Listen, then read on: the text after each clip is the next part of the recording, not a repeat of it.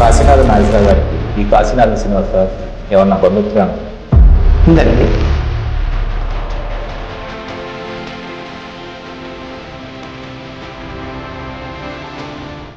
ఇది పచ్చి మోసం, ఇంతమంది కోట్ల మంది జనాలు ఇంత లాభం తీసుకుంటున్నారు. స్టాక్ మార్కెట్ మ్యూచువల్ ఫండ్ అనగానే చాలా మంది ఒక జోగంగా భావిస్తుంది.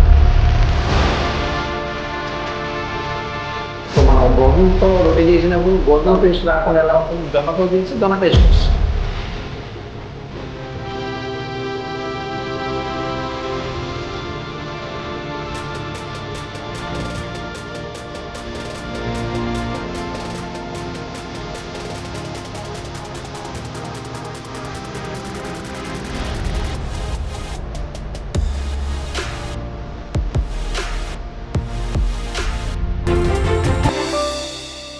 హాయ్ ఫ్రెండ్స్, ఈరోజు మన పాడ్కాస్ట్లో చాలా స్పెషల్ గెస్ట్ ఉన్నారు.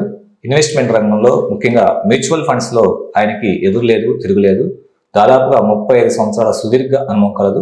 మ్యూచువల్ ఫండ్స్ సంబంధించినటువంటి అంశాల గురించి, ఎలా ఇన్వెస్ట్ చేయాలి, ఎప్పుడు ఇన్వెస్ట్ చేయాలి, ఏ విధంగా ఇన్వెస్ట్ చేయాలి, ఇన్వెస్ట్ చేయడానికి వేటిని ప్రామాణికంగా తీసుకోవాలనే అంశాల గురించి, అలాగే మార్కెట్ ఒడిదుడుకులు వచ్చినప్పుడు ఎలా ఎదుర్కోవాలి, వారు జీరోతో స్టార్ట్ అయ్యి వెల్ విషర్ ఇన్వెస్ట్మెంట్స్ అనే ఒక ఆర్గనైజేషన్ విజయవాడలో ఏర్పాటు చేసి సుమారుగా ఇప్పటి వరకు 2500 మంది క్లయింట్స్కి అనేక సూచనలు సలహాలు ఇస్తూ సుమారుగా 220 కోట్ల రూపాయల పైన ఫండ్ని మేనేజ్ చేస్తున్నారు. Amphi registered mutual fund distributor మనతో పాటు ఉన్నారు. ఆయన పేరు కాశీనాథ శ్రీనివాసరావు గారు. నమస్కారం సార్. నమస్కారం.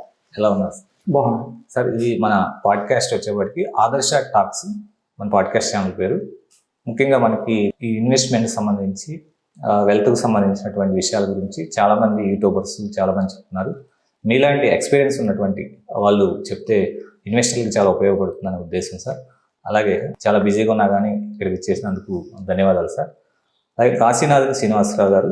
కాశీనాథ్ అనగానే మనకి టక్కున గుర్తొచ్చే పేరు స్వతంత్ర సమరయోధుడు, రాజకీయవేత్త, వ్యాపారవేత్త, అమృతాంజన్ సృష్టికర్త, దేశోద్ధారక, విశ్వదాత అయినటువంటి కాశీనాథుని నాగేశ్వరరావు గారు. ఆ కాశీనాథ నాగేశ్వరరావు గారికి ఈ కాశీనాథ శ్రీనివాసరావు గారికి ఏమన్నా బంధుత్వం ఉందా? ఉందండి. అంటే మా తాతగారి లెవెల్లోనే ఆ కుటుంబాలు వేరైపోయింది. మా తాతగారికి ఆయన జ్ఞాతి అంటే వాళ్ళ పెదనాన్న అబ్బాయి అనమాట ఆయన. సో వాళ్ళ సిరి మాకు అంటలేదు. కాకపోతే అదే వంశం కాబట్టి మనం సంతోషపడుతూ ఉంటాం. ఎందుకంటే ఆయన చాలా చాలా గొప్ప వ్యక్తి, చాలా ధనశీలి. ఒకనొక టైంలో శ్రీబాగ్ అని వాళ్ళ ఎన్నో ఎకరాల్లో ఉండేదిట. ఎక్కడ? చెన్నైలో. సో మనకి శ్రీబాగ్ ఒడంబడి కూడా జరిగింది 1937. అప్పుడు మహాత్మా గాంధీ గారు వచ్చి, నువ్వు ఒక 6 పైసలకి అమృతాంజనం తయారు చేస్తున్నావు, ఈ కాస్ట్ తయారు చేసే కాస్ట్, కానీ బేడ అంటే 12 పైసలకి అమ్ముతున్నావు, ఇది పచ్చి మోసం, ఇంతమంది కోట్ల మంది జనాల్ని ఇంత లాభం తీసుకుంటున్నావు అని అంటే ఆయన కోపం వచ్చి ఇంటిల్లి బాది మొత్తం అప్పటికప్పుడు ఆభరణాలన్నీ ఒలిచి కాంగ్రెస్ ఫండ్కి ఇచ్చేశారట. సో అంత గొప్ప వ్యక్తి ఆయన. అయితే ఏంటంటే మరి రక్తంలో జీన్స్లో ఎంతో కొంత మంచి గుణాలు వస్తాయి కాబట్టి నాకు కూడా ప్రజలకు ఉపయోగపడాలనే ఆలోచన.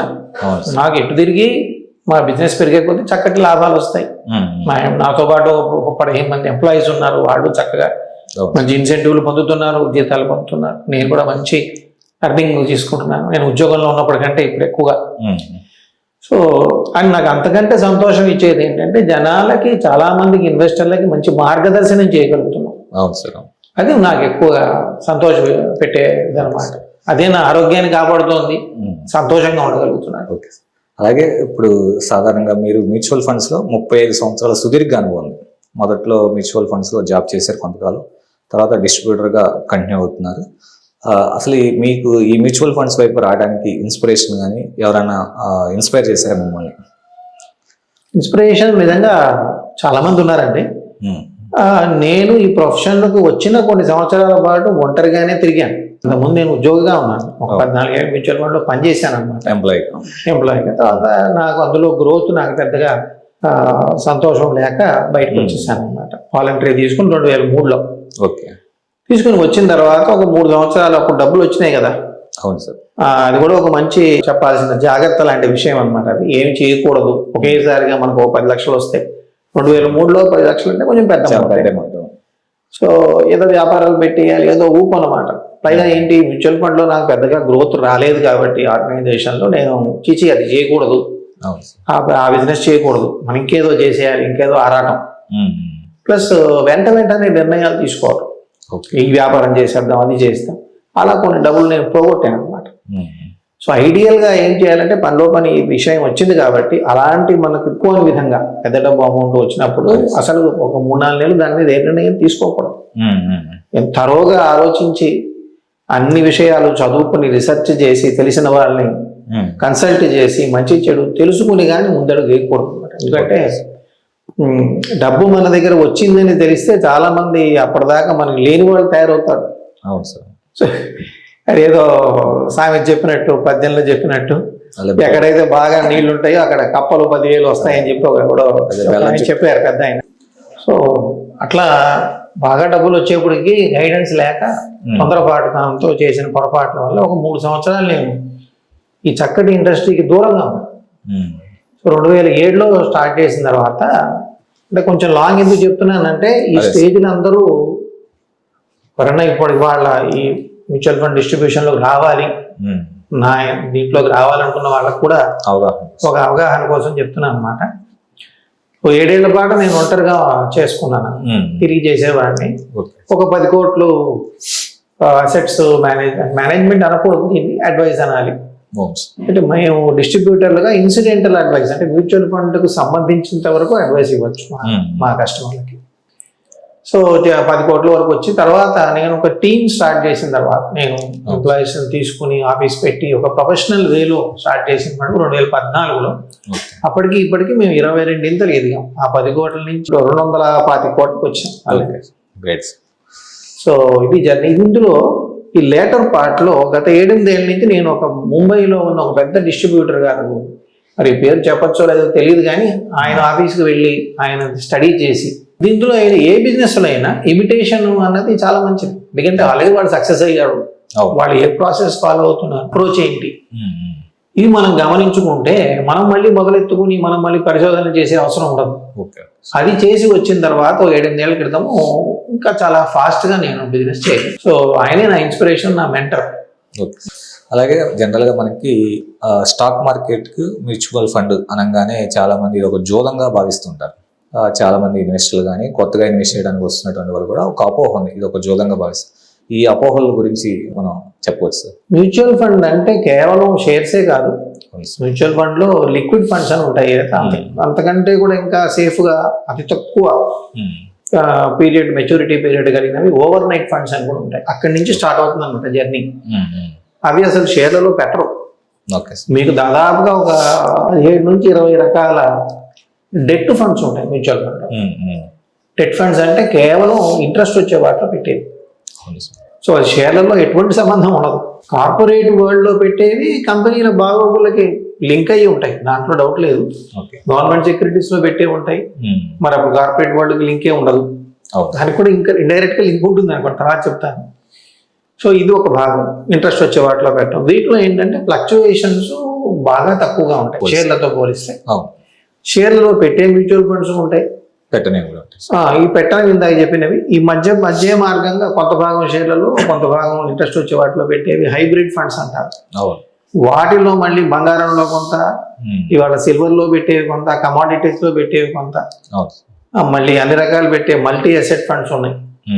సో ఇన్ని రకాలు ఉన్నాయి కాబట్టి మనము స్వల్పకాలానికి ఈవెన్ 5 రోజులకి, 3 రోజులకి, 10 రోజులకి చేసుకోవాలన్నా మ్యూచువల్ ఫండ్స్ ఉన్నాయి. 100 సంవత్సరాలు నేను ఉండిపోతానన్నా మ్యూచువల్ ఫండ్ లో కంటిన్యూ చేసే ప్రోడక్ట్స్ ఉన్నాయి. సో మన పీరియడ్ ని బట్టి, మన నేచర్ ని బట్టి, అవసరాన్ని బట్టి మనం ఎంచుకొని చేసుకోవాలి. అంటే స్టాక్ మార్కెట్ అనేది కొంచెం ఎక్కువ ఒడిదుడుకులు ఉంటుంది, మ్యూచువల్ ఫండ్ వచ్చేవాడికి ఒడిదుడుకులు ఉండవు అని చెప్పలేము. స్టాక్ మార్కెట్ లో ఉండే షేర్లలో పెట్టే మ్యూచువల్ ఫండ్ లో ఒడిదుడుకులు ఉంటాయి. ఇప్పుడు మనం గోధుమతో రొట్టె చేసినప్పుడు గోధుమ టేస్ట్ రాకుండా ఎలా ఉంటుంది, జొన్నతో చేసి జొన్న టేస్ట్ వస్తుంది. కాబట్టి షేర్లలో పెట్టే మ్యూచువల్ ఫండ్ లో ఒడిదుడుకులు ఉండవు అని చెప్పడం అబద్ధం, ఉంటాయి. కాకపోతే మీకు చిన్న ఎగ్జాంపుల్ చెప్పాలి అంటే, మీకు ఏది మంచి ఏది చెడు అని తెలుసుకుని మీరు చేయగలిగితే డెప్త్గా షేర్ మార్కెట్లో, మీ ఓన్ ఫండ్ మేనేజర్ మీరు దాని మీద చక్కటి అవగాహన తీసుకున్నారనుకోండి, మీరు చేసుకోవచ్చు. చేసుకుని నిగ్రహం, అంతగా మానసికంగా నిగ్రహం ఎక్కువ ఉండాలి. జ్ఞానం ఒకటే కాదు, జ్ఞానం ఒక పక్క, రెండవ పక్క డెప్త్గా ఉండాలి బాగా. ఎందుకంటే మీరు షేర్లు అనేవి ఒక దాంట్లో చేయట్లేదు, ఒక బిజినెస్ లో కాదు, మీకు చాలా బిజినెస్ల్లో జ్ఞానం తెలియాలి. ఇంపార్టెంట్. ఏ బిజినెస్ ఎలా పనిచేస్తుంది, ఎంత పెట్టి కొనొచ్చు, ఎప్పుడు అమ్మాలి, ఎవరు దాన్ని మేనేజ్ చేస్తున్నారు. మంచి చెడు ప్రపంచంలో అన్నిట్లో ఉంటాయి. కాబట్టి షేర్ హోల్డర్లు అందరూ బాగుండాలని కోరుకునే మేనేజ్మెంట్లు ఉన్న కంపెనీలో మీరు చేస్తే మీ భవిష్యత్తు బాగుంటుంది షేర్లలో. రెండోది నిగ్రహం. వారన్ బఫెట్ గారు ఏం చెప్పారంటే, మీరు 10 ఏళ్ళు ఉండగలిగితే ఒక షేర్లో ఇన్వెస్ట్ చేసి రండి, లేదా 10 నిమిషాలు కూడా మీరు వద్దు పెట్టద్దాన్ని షేర్లో. 50% తగ్గినా మీరు నిగ్రహంగా ఉండగలిగితే, అంటే తగ్గితే ఉండాలి అన్నది కాదు, ఆ బిజినెస్ మంచిది అని మీకు తెలిసినప్పుడు 50% తగ్గినా మీరు ఉంటారు, అప్పుడు మీరు డైరెక్ట్గా షేర్లో పెట్టండి అన్నారు. సో అది తెలియని వాళ్ళు దానికి వెళ్ళకపోవడం బెటర్. మ్యూచువల్ ఫండ్లో ఏంటంటే చక్కగా మీకు వాళ్ళు బాగా రీసెర్చ్ చేసి డైవర్సిఫై చేసి, అంటే రకరకాల షేర్లలో రకరకాల కంపెనీ రీసెర్చ్ అనేది ఎక్కువ. నన్ను అడిగితే 75% అది ఇంపార్టెంట్, ఎందుకంటే అది తెలుసుకుని చేయాలి. 25% మీరు డైవర్సిఫై చేయటం వల్ల రిస్క్ తగ్గుతుంది. ఇన్ని చేసినా ఒక్కోసారి తెలియని రిస్కులు వచ్చి కొన్ని కంపెనీలు మునిగిపోవచ్చు. అలాంటప్పుడు మీరు ఒక 10%, 20% ఒకే దాంట్లో పెడితే మీకు నష్టం కలగచ్చు. అదే ఒక్కొక్క దాంట్లో యావరేజ్గా 2-3% పెడతారు మ్యూచువల్ ఫండ్స్ జనరల్గా డైవర్సిఫై చేయడం. అప్పుడు మీకు ఏమవుతున్నారు, ఒక కంపెనీ పూర్తిగా మునిగిపోయినా మీకు అంత రిస్క్ ఏం రాదు. అది మీరు అర్థం చేసుకోవాలి.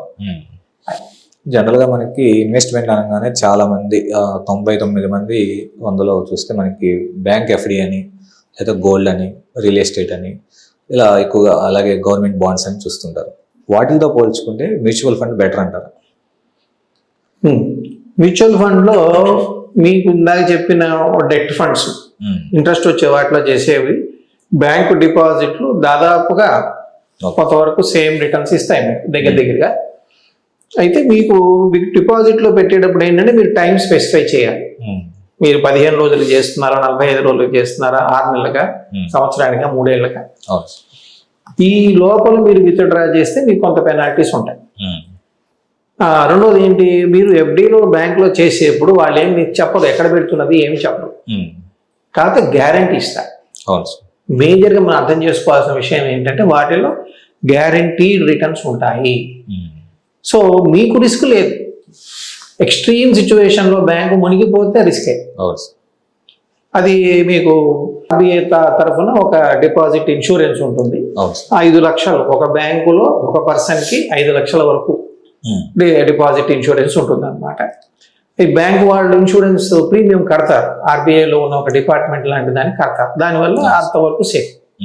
సో పనిలో పనికి అది కూడా చెప్తున్నాను, అలాంటి వాటిలో మీరు చేసుకునేటప్పుడు మీరు చూసి షెడ్యూల్డ్ బ్యాంక్స్లో చేసుకోవడం, ఎక్కడైతే ఆ డిపాజిట్ ఇన్సూరెన్స్ ఉన్నదో దానిలో చేసుకోవడం, అలాంటి బ్యాంకుల్లో ఎంక్వైరీ చేసుకుని. మూడవది 5 లక్షలకు మించి ఒక బ్యాంకులో పెట్టకుండా ఉండటం అనేది కూడా ఇంపార్టెంట్. సో ఇటుపక్కకు వస్తే కంపేరబుల్ ప్రోడక్ట్స్ డెట్ ఫండ్స్ ఉంటాయి. డెట్ ఫండ్స్లో కూడా మీకు కొంతకాలం పాటు మీరు కంటిన్యూ అయ్యి, మీ 1 year 6 months అలా కంటిన్యూ అయ్యితే మీరు డిపాజిట్తో కంపేర్ చేయొచ్చు. కానీ దీనిలో మీకు ఫిక్స్డ్ రిటర్న్స్ చెప్పరు. ఎందుకు చెప్పరు అంటే కొద్దిపాటి ఫ్లక్చువేషన్స్ అనే దానిలో ఉంటాయి. ఇక్కడ ప్రతిరోజు దాని వాల్యూ కడతారు. షేర్లలో అంత ఫ్లక్చువేషన్ లేకపోయినా కొద్దిపాటి ఫ్లక్చువేషన్ ఉంటుంది. ప్లస్ దాని పీరియడ్ని బట్టి, దాని యావరేజ్ మెచ్యూరిటీ అంటారు, లేదా మోడిఫైడ్ డ్యూరేషన్, కొన్ని పదాలు ఉంటాయి. అంటే ఆ వాటిలో పెట్టిన బాండ్స్ యావరేజ్గా ఎంత కాలంలో మెచ్యూరిటీ అవుతాయి, దాన్ని బట్టి కూడా దాని ఫ్లక్చువేషన్ లెవెల్ అని ఆధారపడుతుంది. సో దీంట్లో ఏంటంటే మీకు ఫిక్స్డ్గా చెప్పడం కుదరదు అందువల్ల. కానీ ఇది యావరేజ్ మెచ్యూరిటీ కానీ, దానిలో ఉన్న ఎక్స్పెన్స్ రేషియో కానీ చూసుకుంటే ఉజ్జాయింపుగా మనం ఎంతవరకు వస్తుంది అనేది కొంచెం కొంతవరకు మనం ఎస్టిమేట్ కట్టచ్చు. వీటిల్లో షేర్లలో వాటిలో మనం కట్టచ్చు. రెండోది మన అవసరం బట్టి 6 నెలల లోపల యావరేజ్ మెచ్యూరిటీ ఉన్నాయి, 1 year లోపల, అట్లా 2 years 3 అలా ఉంటాయి. సో మనకి ఎంతకాలం పాటు పెట్టాలో అటువంటి ఫండ్లు మనం చూస్ చేసుకోవాలి, మంచిది, మనకి ఇబ్బందులు ఉండకుండా ఉంటుంది. సో అట్లా మీరు ఎన్నుకోవాలి దాంట్లో డెట్ ఫండ్స్లో. సో దాంట్లో మీకు ఉన్న అడ్వాంటేజ్ ఎఫ్డీతో పోలిస్తే ఏంటంటే మీరు పీరియడ్ స్పెసిఫై చేయగలరు. మీరు ఎంతకాలం ఉంటారో అంతకాలానికి మీ ఎక్స్పెన్సెస్ ప్రతిరోజు కట్ అవుతూ ఉంటాయి అన్నమాట. చాలా మందికి తెలియని విషయం ఏంటంటే మ్యూచువల్ ఫండ్లో ఒకే ఒక ఎక్స్పెన్స్ ఉంటుంది, దాన్ని టోటల్ ఎక్స్పెన్స్ రేషియో అంటారు. డైరెక్ట్ ఆప్షన్లో కొంచెం తక్కువ ఉంటుంది, రెగ్యులర్ ఆప్షన్ మా ద్వారా చేస్తే కొంచెం ఎక్కువ ఉంటుంది. ఎక్కువ. ఆ ఎక్స్ట్రా అమౌంట్ మాకు ఇస్తారు కమిషన్ కింద. సో మాకు ప్రత్యేకంగా ఏం పే చేయక్కర్లేదు, ఎందుకంటే కంపెనీ వాళ్ళు పే చేస్తారు కాబట్టి. సో ఇక్కడ మీకు ఆ ఎక్స్పెన్స్ రేషియో అనేది ప్రతిరోజు కూడా కొద్ది భాగం ఎన్ఏవి డిక్లేర్ చేసిన ప్రతిరోజు స్కీమ్ లెవెల్లో డిడక్ట్ చేస్తారు అవును సార్. ఆ రోజుకి సరిపడా. సో మీరు 10 రోజులు ఉంటే 10 రోజులు ఎక్స్పెన్సెస్ కట్ అవుతాయి, 10 సంవత్సరాలు ఉంటే 10 సంవత్సరాల ఎక్స్పెన్సెస్ కట్ అవుతాయి. దీంట్లో ఏంటంటే మీకు ఎఫ్డీలో మీరు క్యూములేటివ్ ఆప్షన్లో ఉన్నారు. క్యూములేటివ్ ఆప్షన్ అంటే మీరు ఇంట్రెస్ట్ తీసుకోవట్లా. ఓకే, 3 నెలలకో ఎంతకో ఇంట్రెస్ట్ ఇవ్వాలి, బ్యాంక్ వాడు డిక్లేర్ చేసి దానిలోనే అట్టు పెడుతున్నాడు. అవును సార్. దానివల్ల మీకు కొంత కాంపౌండింగ్ జరుగుతుంది. కాకపోతే ఇక్కడ మీరు క్యూములేటివ్ ఆప్షన్లో ఉండి ఇంట్రెస్ట్ తీసుకోకపోయినా ప్రతి సంవత్సరం దానికి ఎంత అయితే మీరు ట్యాక్స్ కట్టాలో అది కట్టాల్సిందే. మీరు ట్యాక్స్ ఫైల్ చేసేప్పుడు మీరు కనుక ట్యాక్స్ బ్రాకెట్లో ఉంటే మీకు ఖచ్చితంగా కట్టాల్సిందే. టీడీఎస్ పోను వాళ్ళు టీడీఎస్ కట్ చేస్తారు, కొంత అమౌంట్ దాటితే మిగిలిన అమౌంట్ మీరు ట్యాక్స్ కట్టాలి. ఇక్కడ మీకు తీసిన దాకా ట్యాక్స్ లేదు. 10 సంవత్సరాలు ఉంచారు డెట్ ఫండ్ లో, 10వ 11వ సంవత్సరం తీశారు, అప్పుడు క్యాల్కులేట్ చేసి ఎవరు ట్యాక్స్ కట్టాల్సి వస్తే అప్పటి వరకు ఎటువంటి ట్యాక్సేషన్ రెండింటికి డెట్ ఫండ్స్ కి మ్యూచువల్ మన ఎఫ్డీకి దాదాపు సమానంగానే ఉంటుంది, తేడా ఏమి ఉండదు. అయితే ఇంకొంచెం ముందుకు వెళ్తే ఎఫ్డీని మనము షేర్లలో పెట్టే మ్యూచువల్ ఫండ్ స్ట్రిక్ట్ గా కంపేర్ చేయలేదు. కానీ చాలా మంది మన దగ్గర ఏంటంటే ఇప్పటికీ కూడా మన ఎకానమీలో దాదాపు 2 కోట్ల పైన డిపాజిట్లు ఉన్నాయి, బ్యాంక్ డిపాజిట్లు. అదే మ్యూచువల్ ఫండ్ లో వాళ్ళు 80 లక్షల కోట్లు. దానిలో మళ్ళీ ఎక్కువ భాగము షేర్లలో పెట్టే మ్యూచువల్ ఫండ్స్ లోనే ఉంటాయి, 50 లక్షల కోట్లు ఎంతో. అయితే ఇక్కడ గమనించాల్సిన విషయం ఏంటంటే రిటైల్ గా చేసే ఇన్వెస్టర్లు షేర్లలో పెట్టే మ్యూచువల్ ఫండ్స్ ప్రిఫర్ చేస్తారు. కొంచెం మీకు బాగా డబ్బు ఎక్కువ ఉన్న వాళ్ళు హెచ్ఎన్ఐస్ అంటాం, హై నెట్వర్క్, అలాగే కంపెనీస్ ఆర్గనైజేషన్స్ వాళ్ళు డెట్ ఫండ్స్ ప్రిఫర్ చేస్తారు, ఎక్కువగా అలా జరుగుతుంది. సో ఇక్కడ మీకు ఈ షేర్లలో పెట్టేవి ఎఫ్డీలు ఎందుకు పోల్చలేమంటున్నామంటే ఇవి లాంగ్ టర్మ్. షేర్లో పెట్టేవి కానీ ఎక్కువ భాగం షేర్లో పెట్టే హైబ్రిడ్ ఫండ్స్ కానీ అట్లీస్ట్ ఒక 3-4 ఏళ్ళు కానీ 5 ఏళ్ళు కానీ ఇంకా పైన ఏవైతే మీ గోల్స్ ఉన్నాయో అవసరాలు ఉన్నాయో వాటి కోసం చేసుకోవటం ఉత్తమం. ఎఫ్డీ అనుకోండి, మీరు డెట్ ఫండ్ లో ఒక 6 మంత్స్కో 1 ఇయర్కో పెట్టినా ఎఫ్డీలో పెట్టినా పెద్ద తేడా ఏం లేదు.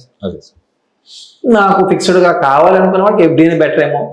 ఓకే, సో అందువల్ల మనం రెండింటిని కంపేర్ చేయలేకపోయినా లాంగ్ టర్మ్ లో చేసుకునే వాళ్ళకి ఎక్కువ భాగం మీ అమౌంట్ లో మ్యూచువల్ ఫండ్ లో పెట్టుకోండి, షేర్లలో పెట్టే మ్యూచువల్ ఫండ్ లో పెట్టుకుంటే మీకు ఉపయోగం అని మనం చెప్పడం. ఎందుకంటే ఇన్ఫ్లేషన్ ని బీట్ చేసే అవకాశం ఉంది. ధరలు పెరిగే వారం మనకి ఎఫ్డీకి దానికి అంతే ధరలు పెరిగినాయి, అంతే ఎఫ్డీ రిటర్న్ వచ్చింది అనుకోండి, మనకి నెట్ గా పెద్ద గ్రోత్ కనిపించకపోవచ్చు ఒక 5-6 ఏళ్ళు అయినా. కానీ అక్కడ మీరు షేర్లలో అయితే కనుక ఎక్కువగా గ్రోత్ వచ్చే అవకాశం షేర్లో పెట్టే మ్యూచువల్ ఫండ్స్ లో. షేర్లలో మళ్ళీ ఇందాక చెప్పినట్టుగా మనం చేసుకుంటే మైనస్ కూడా అవ్వచ్చు, ఓన్గా చేసుకుంటే. అది తేడా మెయిన్ గా. మీకు అదే విధంగా దీంట్లో టాక్సేషన్ లో కూడా చాలా తేడా వస్తుంది. కన్సెషనల్ రేట్ ఆఫ్ టాక్సేషన్ ఉంటుంది, 1 ఇయర్ దాటి మీరు ఎప్పుడైనా విత్డ్రా చేస్తే మీకు రఫ్ గా 12.5% ట్యాక్స్ అనొచ్చు. ఎగ్జిబిషన్ కూడా 1,25,000 ఉంటుంది ఒక ఫైనాన్షియల్ ఇయర్ లో. అది పోను మిగిలిన లాభం మీద, దాన్ని లాంగ్ టర్మ్ క్యాపిటల్ గెయిన్ అంటారు, దాన్ని 12.5%. ఎన్ని కోట్లు వచ్చినా సరే అంతే ఉంటుంది. ఈక్విటీ అంటే షేర్లో పెట్టే మ్యూచువల్ ఫండ్ ఈ బేసిక్ అడ్వాంటేజ్. మీకు రిటర్న్స్ ఎక్కువ వచ్చే అవకాశం ఉంది, టాక్సేషన్ తక్కువ, వెరసి పోస్ట్ ట్యాక్స్ పోయిన తర్వాత మీకు ఎక్కువగా మిగిలే అవకాశం వాటిల్లోనే ఉంటుంది. అలాగే మనకి జనరల్గా యుద్ధాలు వచ్చినప్పుడు స్టాక్ మార్కెట్ అనేది పతనం అవుతుంది, సెన్సెక్స్ ఎంత పడిపోయింది, నిఫ్టీ ఎంత కొలాప్స్ అయిందని. అలాగే దాన్ని బట్టే మ్యూచువల్ ఫండ్ కూడా మూవ్ అవుతూ ఉంటుంది, అనుకున్నంత ఆశాజనకంగా ఉండదు. అప్పుడు ఏ విధంగా వ్యవహరించాలి, అలాంటి సిచ్యువేషన్ వచ్చినప్పుడు మీరు ఏ విధంగా వ్యవహరించేవారు? యాక్చువల్గా ఏంటంటే నేను నా కెరియర్ స్టార్ట్ చేసిన తర్వాత పెద్దగా చాలా ఎక్కువగా యుద్ధాలు వచ్చి ఇబ్బంది పడ్డ సందర్భాలు లేవు. దాదాపు 19 ఏళ్ళు అవుతుంది ఈ ప్రొఫెషన్లో. ఇండస్ట్రీలో 35 ఏళ్ళు అనుకోవచ్చు, బట్ ఈ ప్రొఫెషన్లో 19 ఏళ్ళు. అయితే చిన్నగా చాలాసార్లు యుద్ధాలు వచ్చినాయి. అవును సార్. అయితే యుద్ధాలు ఒకటే కూడా కాదు. 2008లో లెమన్స్ క్రైసిస్, 2020లో రీసెంట్గా మళ్ళీ అతిపెద్ద క్రైసిస్ కోవిడ్. అప్పుడు దాదాపు 60% దాకా మార్కెట్ పట్టడం జరిగింది 2008లో.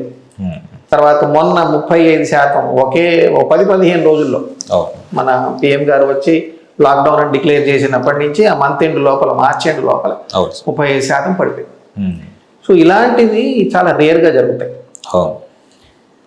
యుద్ధాలు అంటారా, ఇప్పుడు సపోజింగ్ ప్రపంచ యుద్ధం లెవెల్లో జరిగింది అనుకుందాం, కాసేపు జరిగితే ఒక సామెత ఉంది, భూమి బద్దలైతే ఎవరు ఉంటాం తెలియదు.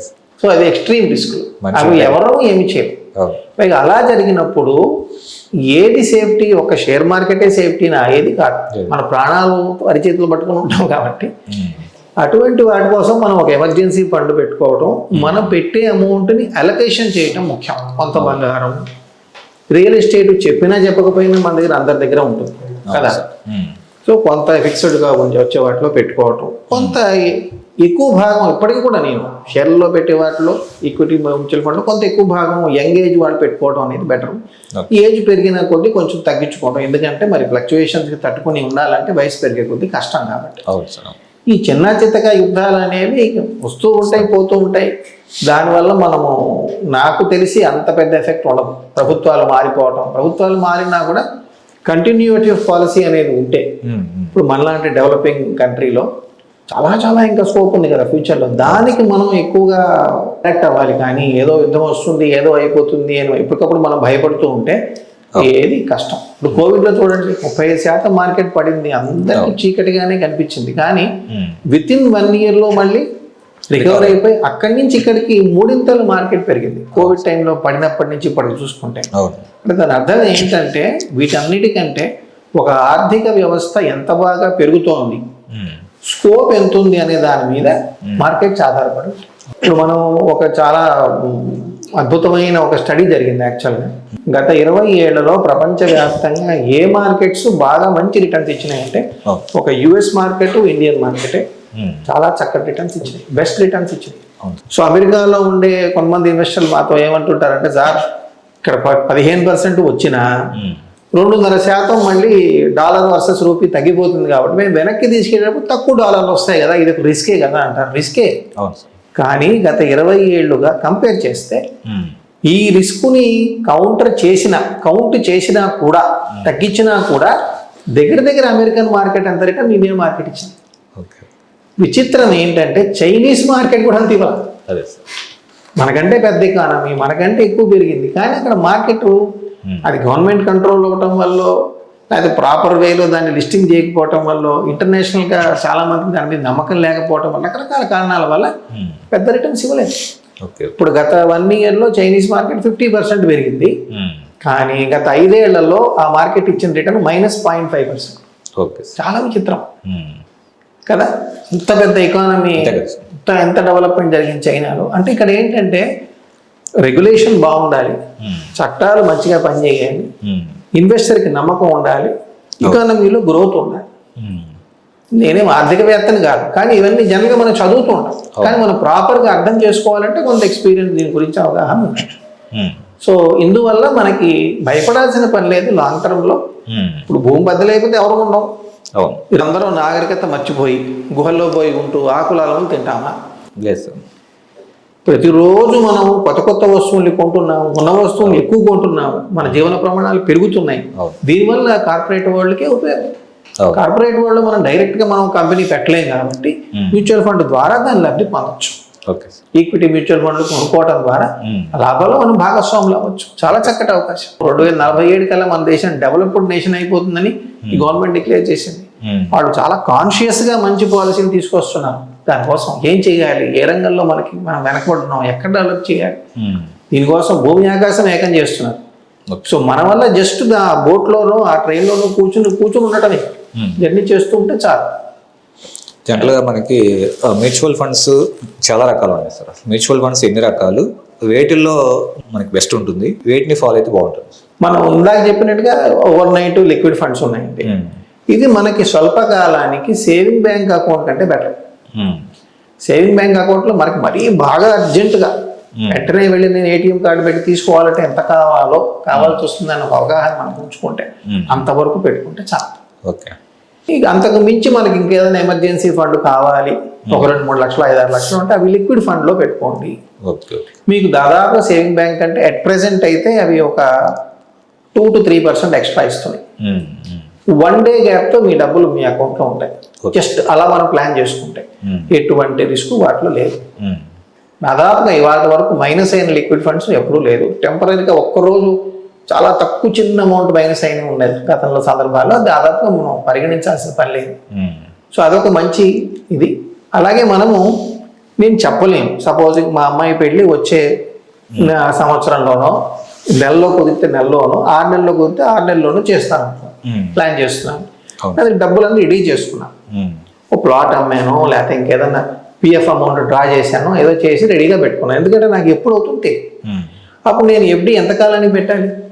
45 రోజులు ఎఫ్డి పెట్టాలా, సంవత్సరం ఎఫ్డి పెట్టాలా, 6 నెలలు ఎఫ్డి పెట్టాలా తెలియదు. కాబట్టి నేను ఒక అల్ట్రా షార్ట్ టర్మ్ ఫండ్లోను, అంటే లిక్విడ్ ఫండ్ కొంచెం ఎక్కువ పీరియడ్లో చేసేది, లిక్విడ్ కంటే ఎక్కువ, లేదా నేను ఒక లో duration fund 6 months to 1 year mature అయ్యే వాటిలో చేసేది.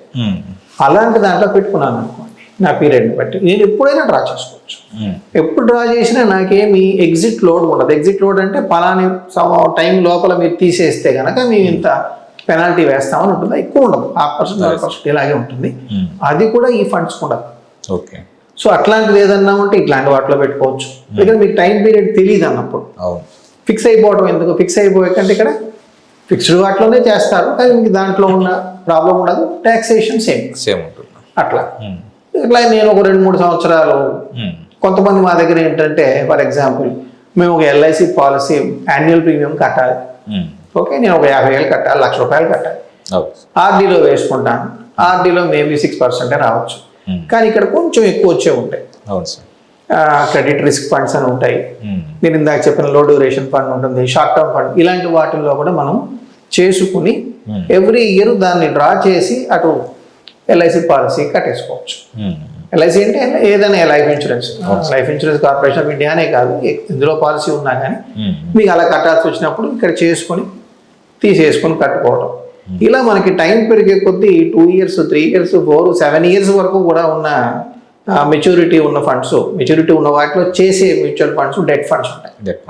రెండో పక్క మనకి ఆర్బిట్రాజ్ ఫండ్స్ అని ఉంటాయి. ప్యూర్గా షేర్లలో చేసిన సేమ్ క్షణంలో అమ్మేసి కొనేస్తారు కాబట్టి వాటిలో పెద్దగా రిస్క్ ఉండదు. ఇది ట్యాక్స్ బ్రాకెట్ కొంచెం ఎక్కువ ఉన్న వాళ్ళకి లిక్విడ్ ఫండ్స్ బదులు దీనికి చెప్తాం, ఆర్బిట్రాజ్ ఫండ్స్. ఇక నెక్స్ట్ హైబ్రిడ్ ఫండ్స్కి వెళ్తే ఒక 15% నుంచి 35% దాకా చేసే ఉంటాయి. ఏమన్నా ఈక్విటీ సేవింగ్ ఫండ్స్ అని, తర్వాత బ్యాలెన్స్ అడ్వాంటేజ్ ఫండ్స్ అని. బ్యాలెన్స్ అడ్వాంటేజ్ ఫండ్లో 65% దాకా చేసేవి ఉన్నా వాటిలో కొంత భాగానికి హెడ్జింగ్ చేస్తాం. అంటే ఒకవేళ పడితే దాంట్లో 50% నష్టం రాదు. ఓకే, ఇలా ఈ హైబ్రిడ్ ఫండ్స్లో అడ్వాంటేజ్ ఏంటంటే కొంత ఈక్విటీ ఉండటం వల్ల దాన్ని కిక్కర్ అంటాం, అంటే కొంత రిటర్న్స్ ఎక్స్ట్రా వచ్చే అవకాశం ఉంటుంది. వీటిల్లో కొన్ని చాలా తెలివిగా ఎలా మెయింటైన్ చేస్తున్నారంటే 65% ఈక్విటీ సేవింగ్ ఫండ్ ఉంది ఫర్ ఎగ్జాంపుల్, దీంట్లో 65% టెక్నికల్గా ఈక్విటీ మెయింటైన్ చేస్తారు. యాక్చువల్గా చేయకపోయినా అంటే ఆర్బిట్రాజ్ ఒక 30-35%, 30-35%, 15%, 20% మామూలుగా షేర్లలో పెట్టు, ప్యూర్లో షేర్. దీనివల్ల రిస్క్ తక్కువ, ఈక్విటీ ట్యాక్సేషన్ వస్తుంది. మీరు 1 year, 2 year చేసుకున్నా కూడా ఈక్విటీ ట్యాక్సేషన్ వస్తుంది. ఈక్విటీ ట్యాక్స్ చాలా తక్కువ. సో ఇలా మంచి మంచి తెలివైన ప్రోడక్ట్స్ ఉన్నాయన్నమాట. అంటే మన టైం పీరియడ్ బట్టి మనం ఎన్నుకోవాలి. ఇండెక్స్ కొంతమంది రిటైర్ అవుతారు, రిటైర్ అయితే వాళ్ళకి రెగ్యులర్ ఇన్కమ్ కావాలి, సిస్టమేటిక్ విత్ రాయల్ ప్లాన్ లో పెట్టుకుంటారు, లేదా డివిడెండ్ ఆప్షన్ లో పెట్టుకుంటారు. వాళ్ళకి బ్యాలెన్స్ అడ్వాంటేజ్ ఫండ్స్ ఉంటాయి, అగ్రెసివ్ హైబ్రిడ్ ఫండ్స్ కూడా ఉంటాయి. వాళ్ళ మెంటాలిటీని బట్టి, వయసుని బట్టి కూడా ఈ రెండిట్లో ఏదో ఒకటి. అలాగే multi asset funds, gold, silver, debt, equity అన్నిట్లో చేస్తారు. అంటే దీంట్లో కండిషన్ ఏంటంటే మినిమం 10% ఒక టైప్ ఆఫ్ అసెట్లో ఉండాలి. గోల్డ్లో మినిమం 10 ఉండాలి, సిల్వర్ చేస్తే సిల్వర్లో మినిమం 10, మూడు అసెట్ క్లాసులు మినిమం. దీంట్లో అసెట్ అలొకేషన్ అనేది ఆటోమేటిక్గా టేక్ కేర్ అయిపోతుంది. వాళ్ళు గోల్డ్ ఇప్పుడు గత 10 ఏళ్ళుగా ఎవరైనా గోల్డ్ చేసుకోలేదు అనుకోండి, మ్యూచువల్ ఫండ్లోనే ఫండ్ ఆఫ్ ఫండ్స్ ఉంటాయి, గోల్డ్ ఈటీఎఫ్లో పెట్టుబడి పెడతాయి. అంటే మనం డిమాండ్ అకౌంట్ తీసుకోవాలి, డైరెక్ట్ మ్యూచువల్ ఫండ్ ద్వారా మనం గోల్డ్, సిల్వర్ చేసేయచ్చు. దాంట్లో ఇవాళే చూసాను, ఇందాక ఎవరో ఇన్వెస్టర్ అయితే 20% వచ్చినాయి యావరేజ్. బెస్ట్ ఫండ్ 20.75 ఇస్తే వర్స్ట్ ఫండ్ 20.3%. అక్కడ ఎందుకు పెద్ద డిఫరెన్స్ లేదు అంటే టాప్ 10 ఫండ్స్ చూస్తే డిఫరెన్స్ లేదు అంటే అందరూ గోల్డ్లోనే చేసేస్తున్నారు, ఇంకెక్కడ చేసే అవకాశం దాంట్లో లేదు. కానీ ఎంత తొందరగా వాళ్ళు వచ్చిన డబ్బుని, పోయిన డబ్బుని బేరీ చేసుకుని ఫాస్ట్గా దాన్ని ట్రాక్ చేయగలుగుతున్నారో వాళ్ళు హైయెస్ట్ రిటర్న్ ఉంటుంది. కొంత ఎక్కువ డిఫరెన్స్ లేదు. సో అది కోల్పోయామని ఫీల్ అవుతారు కదా, ఇవాళ ఇంకా పెరగచ్చు, గోల్డ్ ఎవరు చెప్పగలరు? గోల్డ్ ఇవాళ ఇంకా పెరగచ్చా, ఎంత స్పీడ్తో పెరగచ్చు, ఈ అనిశ్చిత పరిస్థితి పోనని చెప్పి ఎవరని చెప్పలేము. సో గోల్డ్లో కొంత ఉంచుకోవడం మంచిది కాబట్టి మల్టీ అసెట్ ఫండ్స్లో పెట్టుకోవచ్చు, లేదా మనం టోటల్గా పెట్టే అమౌంట్లో గోల్డ్, సిల్వర్లో కొంత భాగం 10%, 20% మ్యాక్సిమం పెట్టుకోవచ్చు. ఇప్పుడు చూస్తే మనకి చాలా బాగా పెరుగుతుంది సార్ గోల్డ్, సిల్వర్. ఇది కంటిన్యూ అయ్యే అవకాశం ఉందా, మళ్ళీ పడే అవకాశం ఉందా? గోల్డ్ కేవలం భగవంతుడే చెప్పగలండి. ఇది నాకు తెలుసు, ఇది వచ్చే 5-10 ఏళ్ళకి ఇలాగే పెరుగుతుంది, అంత పెరుగుతుంది, ఇంత పెరుగుతుంది చెప్పేవాళ్ళు ఎవరిని నమ్మద్దు దయచేసి. ఎందుకంటే గోల్డ్, సిల్వర్ ఇవన్నీ కూడా కమోడిటీస్, కేవలం డిమాండ్ బేస్ చేసుకుని ఉంటాయి. ఆ డిమాండ్ ఎందువల్ల జనరేట్ అవుతుంది ఎవరైనా చెప్పలేదు. ఇప్పుడు గత 10 ఏళ్ళుగా, అంతకుముందు 5-6 ఏళ్ళు వదిలేసి మనం చూస్తే, నిన్ననే విన్నాను నేను పాడ్కాస్ట్లోనో ఎక్కడోనో, అది ఆథెంటిక్ ఇన్ఫర్మేషనే. ఒక ఫండ్ మేనేజర్ చెప్పారు, ఒక మంచి చాలా పెద్ద మ్యూచువల్ ఫండ్ మేనేజర్ చెప్పారు, అంతకుముందు ఒక 400 టన్నులు అలా కొనేవాళ్ళట సంవత్సరానికి. మొత్తం ప్రపంచం మొత్తం మీద ఉన్న సెంట్రల్ బ్యాంకులు, అంటే మన దేశం ఆర్బీఐ కూడా సెంట్రల్ బ్యాంక్ అంటారు, జనరిక్ నేమ్ అనమాట అది. అట్లా పెద్ద దేశంలో ఒక సెంట్రల్ బ్యాంక్ ఉంటుంది కదా, నోట్లు ప్రింట్ చేసేది, ఆర్థిక వ్యవస్థను కంట్రోల్ చేసేది. 400 టన్నులు కొంటే ఇప్పుడు అందరూ 1200 టన్నులు కొంటున్నారు యావరేజ్ గత 5-6 ఏళ్ళు 7 ఏళ్ళు. కారణం ఏంటంటే డీడాలరైజేషన్ అనేది స్టార్ట్ అయింది. డాలర్ మీద మనం డిపెండ్ అవ్వచ్చా? అవ్వము. మనం ఓన్గా నా కరెన్సీ పెట్టి నువ్వు కొనుక్కో, నీకు ఎక్స్పోర్ట్ చేసేప్పుడు నీ దగ్గర నేను ఇంపోర్ట్ చేసుకునేటప్పుడు నీ కరెన్సీ ఇస్తాను, ఇచ్చి కొనుక్కుంటాను అన్నప్పుడు ఏం జరుగుతుంది? ప్రాబ్లం ఏంటి? నేను ఎక్స్పోర్ట్ చేసేప్పుడు నువ్వు నా కరెన్సీకి ఇస్తావు, నేను నీ దగ్గర ఇంపోర్ట్ చేసుకున్నప్పుడు నీ కరెన్సీ నేను పే చేస్తాను. నా కరెన్సీ నువ్వు ఎందుకు నమ్మాలి, నీ కరెన్సీ నేను ఎందుకు నమ్మాలి అన్న క్వశ్చన్ వస్తుంది ఇక్కడ. ఎందుకంటే డాలర్ అనేది తెలియకుండానే అందరూ యాక్సెప్ట్ చేసేసాం. ఇదివరకు గోల్డ్ స్టాండర్డ్ ఉండేది, ట్రాన్సాక్షన్ కింద గోల్డ్ గోల్డ్ స్టాండర్డ్ తీసేశారు. అంటే గోల్డ్ స్టాండర్డ్ అంటే డాలర్, ప్రతి డాలర్కి వెనకాల గోల్డ్ ఉంటేనే ప్రింట్ చేసేవాడు. ఆ తర్వాత ఏం జరిగిందంటే, ఓకే వాళ్ళు ఒక డిసిప్లిన్గా చేస్తే బాగానే ఉండేది, వాళ్ళు అడ్డగోలుగా ప్రింట్ చేస్తారు. కేవలం డాలర్ డిమాండ్ ఉండటం వలన, డాలర్కి డిమాండ్ వాళ్ళు దాన్ని కంట్రోల్ చేయగలుగుతారు. అంటే డాలర్కి ఎప్పుడు డిమాండ్ ఉండేట్టుగా ఇన్ష్యూర్ చేయగలుగుతున్నారు. దానివల్ల డాలర్ లెవెల్ అనేది ఎప్పుడు హైగానే పెరుగుతున్నాం. రకరకాల కారణాలు వలన ఏమవుతుందంటే కొన్ని దేశాలు ఇబ్బంది పడ్డాయి. వాళ్ళందరూ ఏం చేస్తున్నారు, వాళ్ళు ఎక్కడ ఎవరికి ఎక్స్పోర్ట్ చేసినా డాలర్ రూపంలో వాళ్ళు ఇస్తారు. ఆ డాలర్ తీసుకెళ్ళి ఎక్కడో పెట్టుకున్నారు, ఇంటర్నేషనల్ బ్యాంక్లో పెట్టుకున్నారు. వాళ్ళ దగ్గర ఉండవు కదా, అవన్నీ ఫ్రీజ్ చేసేసారు. రష్యా ఎవరో కాదు, రష్యా డబ్బులన్నీ ఫ్రీజ్ అయిపోయాయి యుక్రెయిన్ యుద్ధం అయినప్పుడు.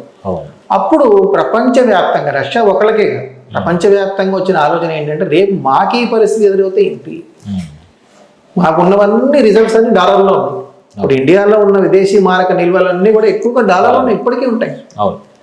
కానీ డాలర్కి ఏమన్నా అయితే ఏంటి, మనం డైవర్సిఫికేషన్ గురించి మాట్లాడతాం పొద్దున్న లేస్తే. సో అన్ని ఒకదానిలో పెట్టుకుని కూర్చుంటే అది క్రాష్ అయింది అనుకోండి, మరి ఏంటి పరిస్థితి? అదొకటి. 2, మనం ఈ విధంగా ఇరుక్కుపోతే మనం వ్యాపారం ఎలా చేస్తాం? సో మన కరెన్సీని బలోపేతం చేసుకోవాలి అంటే వెనకాల ఏముంది చూపించాలి. డాలర్కి అవసరం లేదు, డాలర్ యాక్సెప్ట్ అయిపోయింది. సో మనకి వెనకాల గోల్డ్ ఉండాలని చెప్పి ప్రతి ఒక్కళ్ళు గోల్డ్ నిల్వలు పెంచుకుంటూ వస్తున్నారు.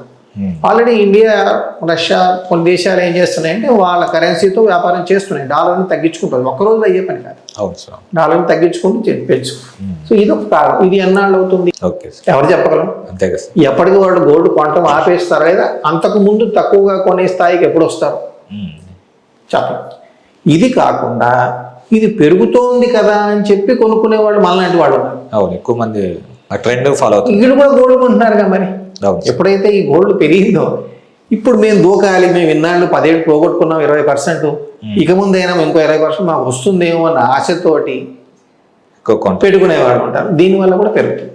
ఇక అలాగే సిల్వర్ మీద ఎన్నో రూమర్స్, దాంట్లో ఏదో ఇండస్ట్రియల్ యూస్ పెరుగుతోందని అదని. ఇంకొక ప్రాబ్లం ఏంటంటే, ఇటువంటి వీటిల్లో బంగారం అనేది ప్రొడక్షన్ చాలా తక్కువ.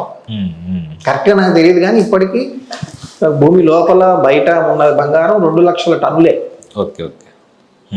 జ్యువెలరీ రూపంలో కానీ ఇంకో రూపంలో కానీ ఈ ఆర్బీఐలు, రకరకాల సెంట్రల్ బ్యాంకుల దగ్గర అన్ని కలిపి మొత్తం నిల్వలు మొత్తం. ఇక సంవత్సరానికి నాకు తెలిసి ఒక చాలా తక్కువ టన్నులు అది జనరేట్ అవుతుంది. కొత్తగా భూమిలోంచి తీయాలి. కొన్ని మనం గనుల్లో చూస్తే 80 డిగ్రీల సెంటిగ్రేడ్ లోతు గనుల్లోకి వెళ్ళి పైనుంచి కిందికి వెళ్ళాలంటే 80 నిమిషాలు పడుతుందంట. అంటే ప్రాణాలు తెగించి వాళ్ళు చేస్తున్నారు, అంత కష్టంగా తీస్తున్నారు. సిల్వర్ కూడా 25,000 టన్నులే సంవత్సరానికి. సో వెంటనే ఒక గని తవ్వి మనం ఎక్కడ ఉంది కనిపెట్టి తీగి పెంచి డబల్ చేసే అవకాశం లేదు, అసాధ్యం. అందువల్ల కూడా ధరలు. అయితే ఇప్పుడు ఎప్పుడు ఆగుతుంది అన్నది క్వశ్చన్ మార్క్, ఎంత పెరుగుతుంది అన్నది క్వశ్చన్ మార్క్. కాబట్టి దీన్ని మనం నిరోధించాలి అంటే బెస్ట్ ఏంటి, కొంత అలొకేషన్ పెట్టుకోవడం ఒక్కటే మార్గం.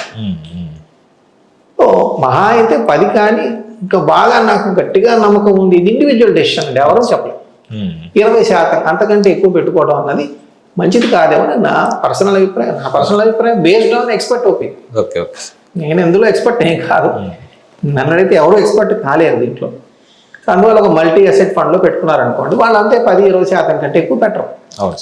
సో ఆటోమేటిక్గా మీకు అలొకేషన్ వస్తుంది, కొంత ఈక్విటీలో కొంత ఫిక్స్డ్ ఇన్కమ్లో వాళ్ళు చేస్తారు, కాబట్టి మీకు ఆటోమేటిక్గా సరిపోతుంది. లేదా మీ టోటల్గా పెట్టే అమౌంట్లో ఒక 10%, 20% బంగారం వీటిలో పెట్టుకోండి, సిల్వర్లో పెట్టుకోండి. తగ్గినా ఇబ్బంది పడరు, పెరిగినా సంతోషం. మనం మ్యూచువల్ ఫండ్కి వస్తే, మ్యూచువల్ ఫండ్లో జనరల్గా చాలా మంది లంసమ్ అని సిప్ అని అంటారు. వీటిలో దేనిలో పెడితే ఎక్కువ మనకి ప్రాఫిట్ వచ్చే అవకాశం ఉంది? లాంగ్ టర్మ్లో ఈక్విటీని మించిన రిటర్న్స్ ఏది ఇవ్వదండి, ఎందుకంటే ఇది వ్యాపారం. ఓకే, మనం వ్యాపారంలో పెట్టుబడి పెడుతున్నాం. వ్యాపారంలో పెట్టుబడి పెట్టేటప్పుడు ఇందాక మొదట్లో నేను చెప్పినట్టుగా మనకి అవగాహనతో పెట్టాలి. అవగాహనతో మనం పెట్టలేనప్పుడు మనం అంత డెప్త్గా నాలెడ్జ్ మోస్ట్లీ తీసుకోలేము, ఇది ఖరారు, దాంట్లో డౌట్ లేదు. మ్యూచువల్ ఫండ్ ద్వారా వెళ్తాం, సిప్ పెట్టుకున్నాం అనుకోండి, చాలా మంది మనలో ఉద్యోగస్తులు ఉంటారు. సో చక్కగా సిప్ ద్వారా పెట్టుకుంటూ ముందు ఒక గోల్ ప్లాన్ వేసుకుంటాం. సో మనకి ఎంత కావాలి, ఎప్పుడు కావాలి అనేది మనం డిసైడ్ చేసుకుని దాని ప్రకారం పెట్టుకుంటూ వెళ్తాం. నేను ఇప్పుడు ఎంతగా పెట్టలేను, నా అవసరం అయితే ఎక్కువ ఉంది ఫ్యూచర్లో అంటే స్టెప్ అప్ చేసుకోవడం. స్టెప్ అప్ సిప్ అని ఉంటుంది, మనం సంవత్సరానికి 5% 10% మన ఇష్టం పెంచుకుంటూ వెళ్తాం. అది ఇంత అమౌంట్ పెంచమని చెప్తాం, దాని ప్రకారం పెంచుకుంటూ వెళ్ళేది. లేదా కొంతమంది వ్యాపారస్తులకి ఏంటంటే సీజనల్ గా వస్తాయి ఫ్లోస్, వాళ్ళు నెల పెట్టలేరు. ఒక 6 నెలలు వ్యాపారం ఉంటుంది, 6 నెలలు వ్యాపారం ఉంటుంది, అప్పుడు వాళ్ళు ఏం చేయాలి, నెల పెట్టలేరు. కాబట్టి STP, systematic transfer plan, risk లేని వాటిల్లో లిక్విడ్ ఫండ్లు అలాంటి వాటిలో ఆర్బిట్రాజ్ ఫండ్లో వేసుకుని ఒక బల్క్ అమౌంట్ అక్కడి నుంచి ఈక్విటీకి మూవ్ అవుతూ ఉండటం, నెలలా ఇంతని చెప్పేసి అది చేసుకోవచ్చు. దానివల్ల ఏంటంటే మీకు అన్నెసరిగా ఏమవుతుందంటే, సిప్పులో మనం బ్యాంకులో అకౌంట్లో డబ్బులు ఉంచకపోతే ఆ డేట్లో బ్యాంక్ వాళ్ళు బౌన్సింగ్ ఛార్జెస్ వేస్తారు. ఆ ప్రాబ్లం కూడా ఓవర్కమ్ అవ్వచ్చు. మన ఫ్లోస్ అనుగుణంగా ఫ్లోస్ వచ్చినప్పుడు దీంట్లో తీసుకెళ్ళి పడేస్తాం, రిస్క్ తక్కువ ఉన్న వాటిలో ఒక ఇన్స్ట్రక్షన్ ఇచ్చేస్తాం, నాకు ఈక్విటీ దాంట్లోకి వెళ్ళిపోవాలి ప్రతి నెల ఇంత. ఇది పెద్ద ట్యాంకు, ఇది చిన్న ట్యాంకు. ఈ పెద్ద ట్యాంక్ అయిపోయినప్పుడల్లా మళ్ళీ దాంట్లో పోస్తూ ఉంటాం నీళ్లు, ఇంకేం పైపు వెళ్ళిపోతూ ఉంటాయి మనం అనుకున్నట్టు.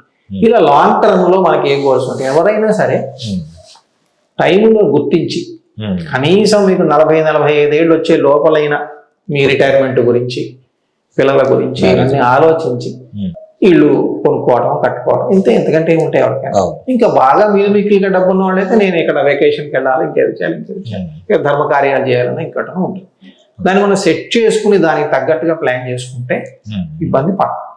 సైడ్ బై సైడ్ రిస్కులు ఎప్పుడు వస్తాయి మనకి, ఆరోగ్యపరంగా రిస్క్ వచ్చింది, ఇవాళ కనీసం ఒక 50 లక్షలు, 1 కోటి రూపాయలు ఉంచుకుంటే మంచిది హెల్త్ ఇన్సూరెన్స్.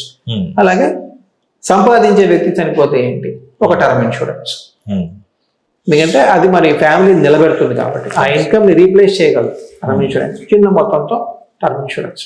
అలాగే accidental insurance with disability, only death ఉన్న యాక్సిడెంటల్ ఇన్సూరెన్స్ కాదు, డిజేబిలిటీ కవర్ ఉన్నది కొనుక్కోవాలి. ఎందుకంటే యాక్సిడెంట్ మేజర్గా జరిగేది డిజేబిలిటీ, డెత్ కాదు. డెత్ అయితే టర్మ్ ఇన్సూరెన్స్ చూసుకుంటుంది, కానీ డిజేబిలిటీ అయితే టర్మ్ ఇన్సూరెన్స్ రూపాయి రాదు.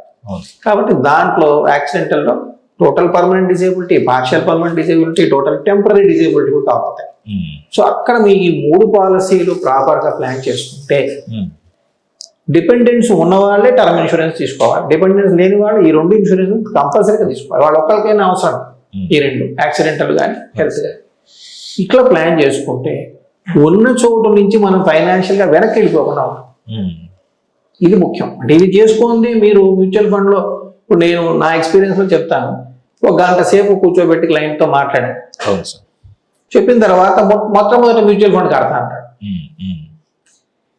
100కి 99 మంది చేసే పొరపాటునే. ముందు రిస్కుల్ని కాపాడుకోవాలి. రిస్క్ వస్తే వెనక్కి వెళ్ళిపోతారు కదా, మీరు ఎంత దాచిన ఉపయోగం ఏముంది. రిస్క్ కోసం మీరు ఖర్చు పెట్టి చాలా చిన్న అమౌంట్ మీ ఇన్కమ్, దాచకపోతే ఏదో ఏడ్చాడు పక్కన పెట్టండి, ఒప్పుకున్నప్పుడే దాస్తారు. రిస్క్ రాకుండా కాపాడుకోండి. మీకు దాయలేని కెపాసిటీ, దాన్ని దాచే కెపాసిటీ లేదనుకోండి, అయినా రిస్క్ అనేది రావచ్చుగా.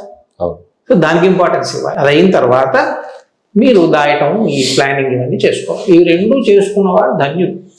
ఈ మిగతావన్నీ మనం కల్పించుకున్న రిస్కులే, తెచ్చుకున్న రిస్కులు.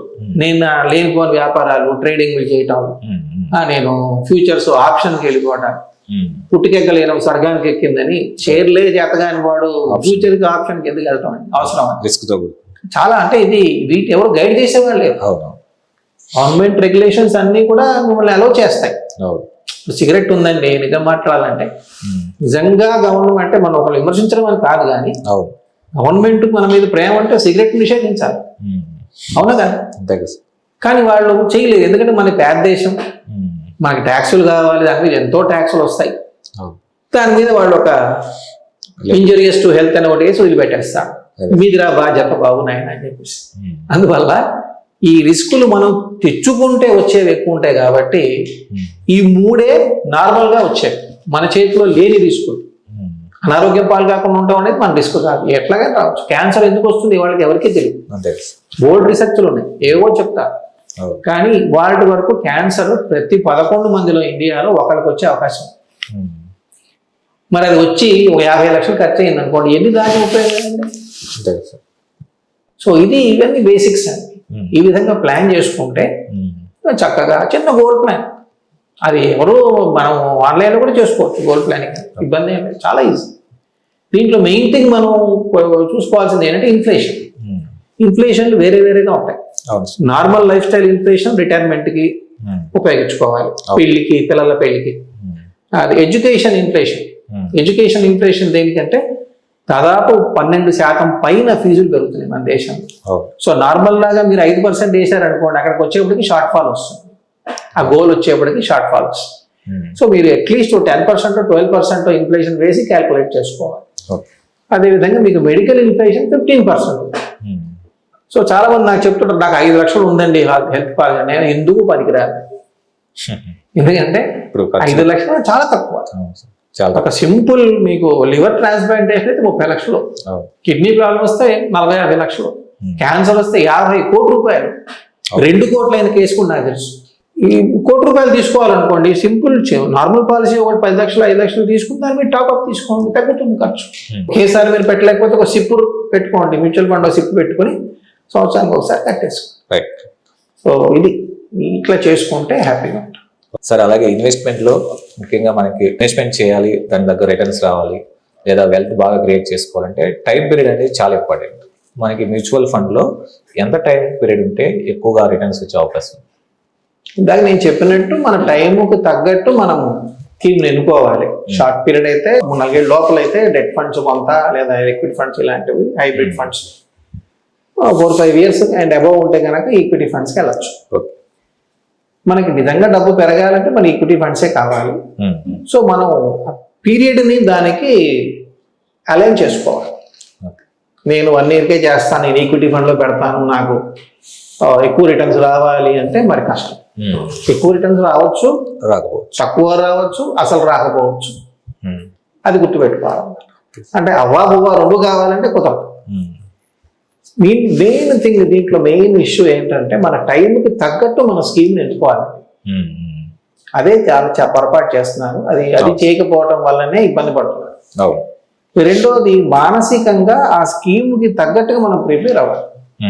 మనం ఓకే 5 ఏళ్ళకి నేను చేస్తానని మనం 5 ఏళ్ల తర్వాత మనకు కావాల్సిన డబ్బు కోసమే చేస్తున్నాం, సిప్పో లవసమో ఏదో, అంతా బాగుంది. కానీ ఇది ఎంటర్ అయిన తర్వాత సంవత్సరం అయినా పెరగలేదు.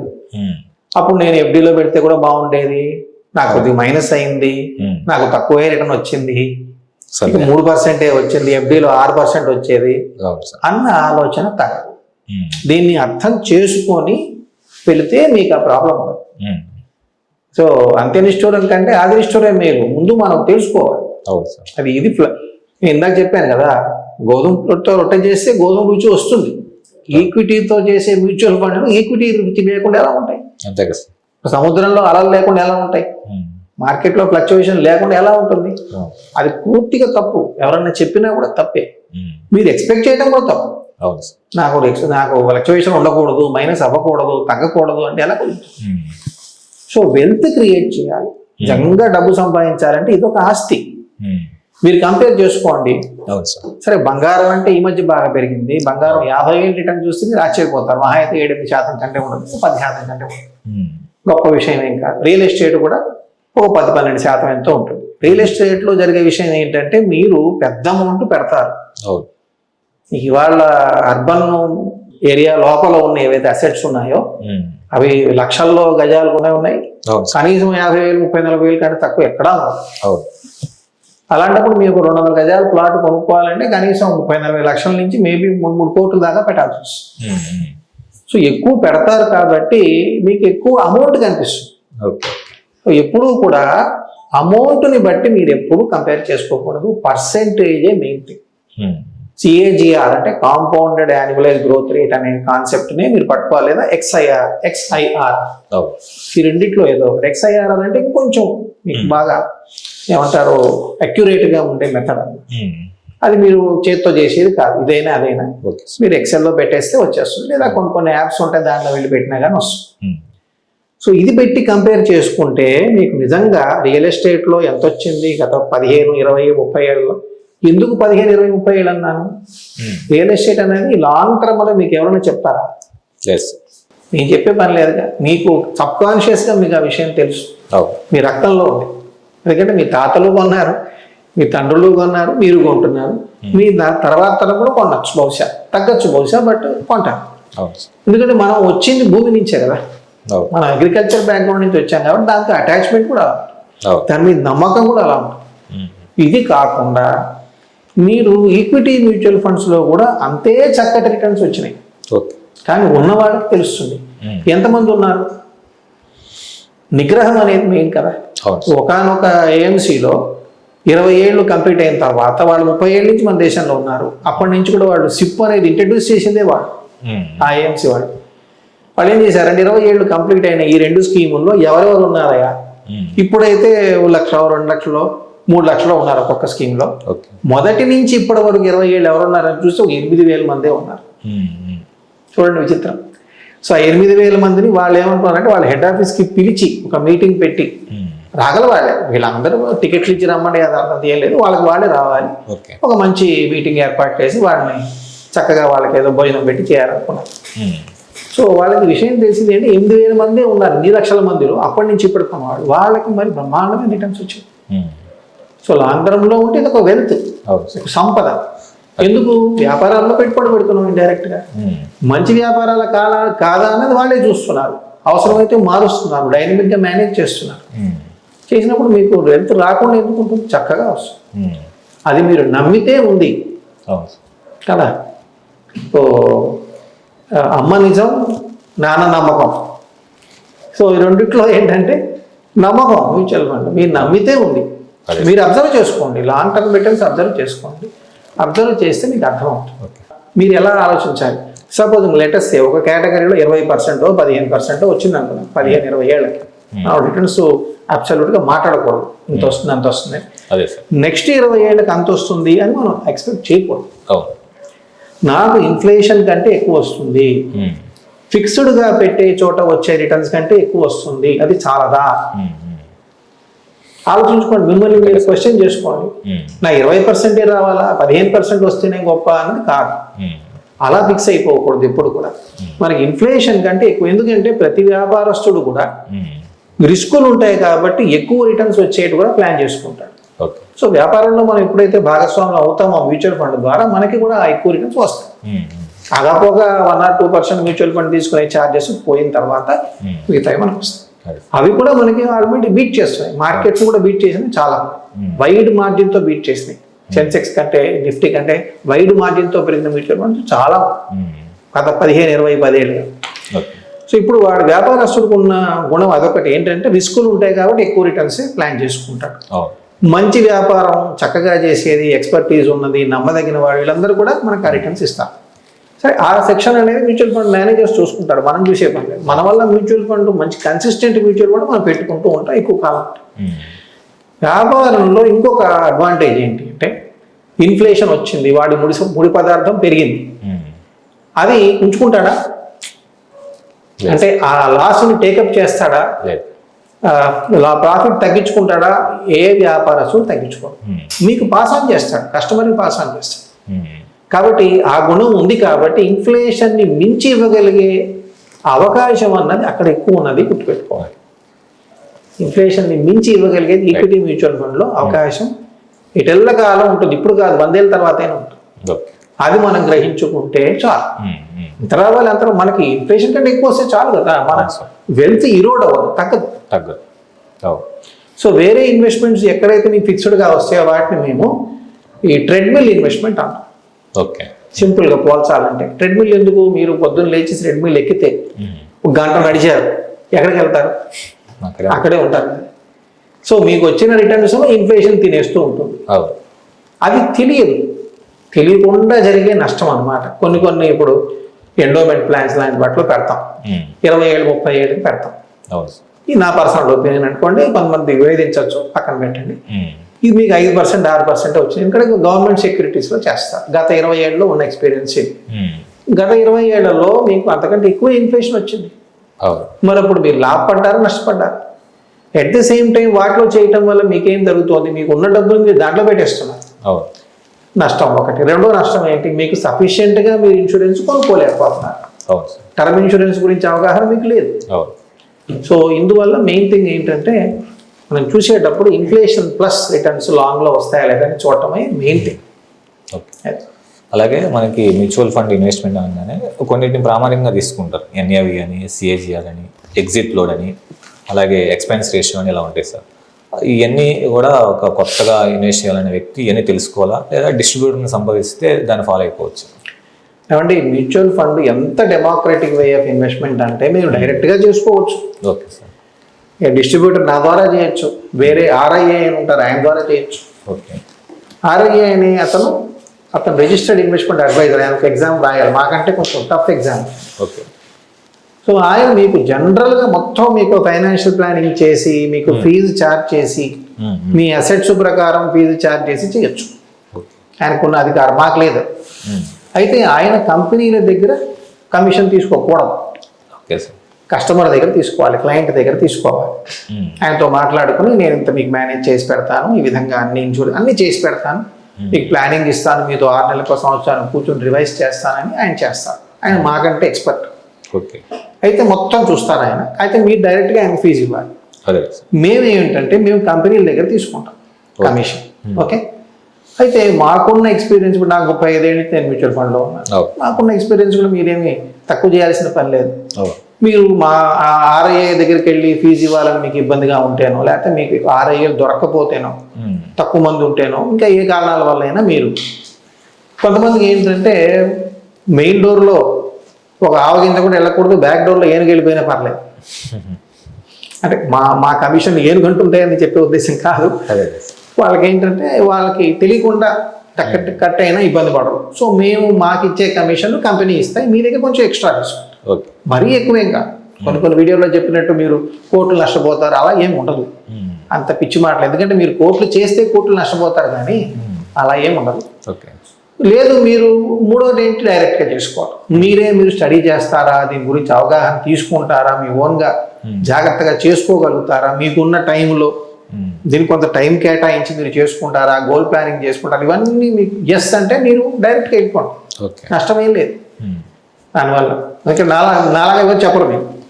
మీరు డైరెక్ట్ చేస్తే నష్టపోతారని చెప్తారు. మీకు సరి అయిన ఎక్స్పర్టీజ్ ఉంటే మీరు చేసుకోవచ్చు, మీకున్న కాన్ఫిడెన్స్ ప్రకారం మీరు చేసుకోవచ్చు. కానీ మీరు నెట్లో చూస్తే ఏం జరుగుతుందంటే 1,00,000 రకాల ఇన్ఫ్లుయెన్స్లో ఉంటాయి. దేన్ని ఫాలో అవ్వాలి మీకు తెలియదు. మీరు ఇప్పుడే బిగిన్ చేశారు అనుకోండి, మీరు ఒక డిస్ట్రిబ్యూటర్ లేకపోతే ఒక ఆర్ఐఏను హ్యాండ్ పట్టుకోండి. మీకు దానివల్ల ఏ ఖర్చు కోసం మీరు గ్రడ్జ్ అవ్వద్దు. ఆయనకి పోయేది ఇప్పుడు మీరు డాక్టర్ దగ్గరికి వెళ్తారు, ఆయన ఫీజు తీసుకోకుండా ఆయన ఉంటారా? ఇంకొక అడ్వకేట్ దగ్గరికి వెళ్తారు, ఆయన ఫీజు ఇవ్వకుండా ఆయన ఎలా చేస్తారు? సో ఒక ఎక్స్పర్ట్ దగ్గరికి వెళ్ళినప్పుడు ఆయన ఫీజు మీరు ఇవ్వాల్సిందే. దానివల్ల మీరు తప్పులు చేయకుండా ఉంటే ఎంతో సేవ్ అవుతుంది డబ్బులు.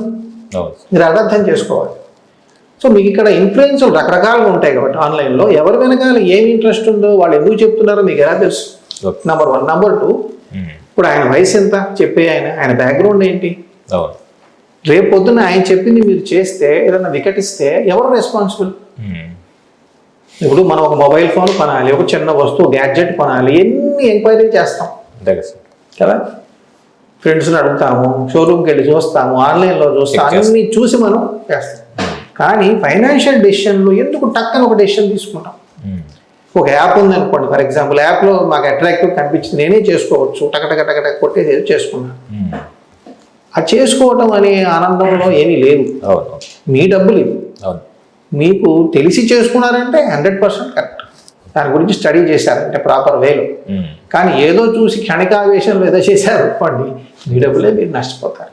మీకు ఒక ఏమంటారు, ఒక పర్టికులర్ ప్లాన్ లేకుండా, ఒక పద్ధతి లేకుండా, దేంట్లో ఎలా ఉంటాయి, ఏ స్కీములు ఏంటి, ఇప్పుడు ఇన్ని రకాలు నేను చెప్పాను, నిజంగా మీరు ఇంకా కన్ఫ్యూజ్ అవుతారు విన్న తర్వాత. సో దాని మీద మీరు టైం స్పెండ్ చేయగలిగి ప్రాపర్గా మీరు వెళ్ళగలిగితే అద్భుతం, నో ప్రాబ్లం. ఎందుకంటే పెద్ద దేశం, మాకెవరో ఒకరు దొరుకుతారు, అందరూ మాకే వచ్చేయాలని ఏం ప్రాబ్లం లేదు. ఎవరి ప్రొఫెషన్ వాళ్ళది, ఎవరి వచ్చే డబ్బులు వాళ్ళకి వస్తుంటాయి. అయితే మీ డబ్బులు మీరు జాగ్రత్త చేసుకోవడానికి మీరు ఆలోచించాలి. అన్నిటికీ మించి అంటే ఇప్పుడు జనరల్గా గ్యాడ్జెట్ కాదు, మీ జీవితానికి సంబంధించింది. మీకు నెక్స్ట్ 20-30 yearsలో మీ జీవిత గమనం ఎలా ఉంటుంది అనేది నిర్దేశిస్తుంది మీరు చేసే పనులు.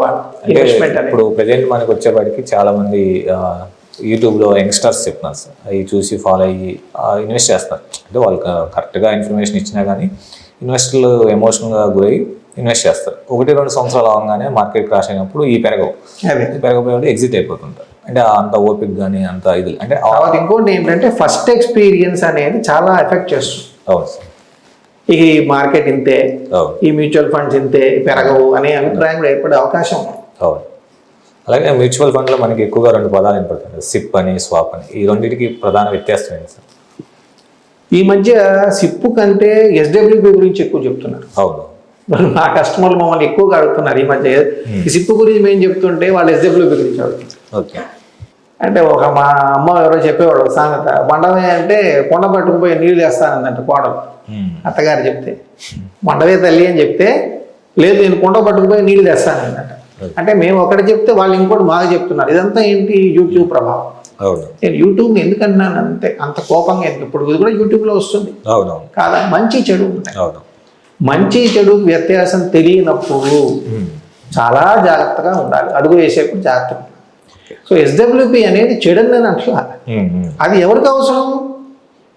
ఎవరికైతే రెగ్యులర్ ఇన్కమ్ కావాలో వాళ్ళకు అవసరం. అనవసరమైన దానికి కూడా నేను SWP పెట్టుకుని ఇన్కమ్ తీసుకుని ఏం చేస్తాను? ఇప్పుడు నాకు ఇన్కమ్ వస్తుంది, నెలకు ₹1,00,000 2,00,000 వస్తుందని నాకు SWP ఎందుకు? నాకు సరిపోతుంది. నా ఫ్యూచర్ అవసరాల కోసం నేను SIP చేయాలి. ఇప్పుడు తీసుకుని ఏం చేస్తా? అంతే కదా సార్.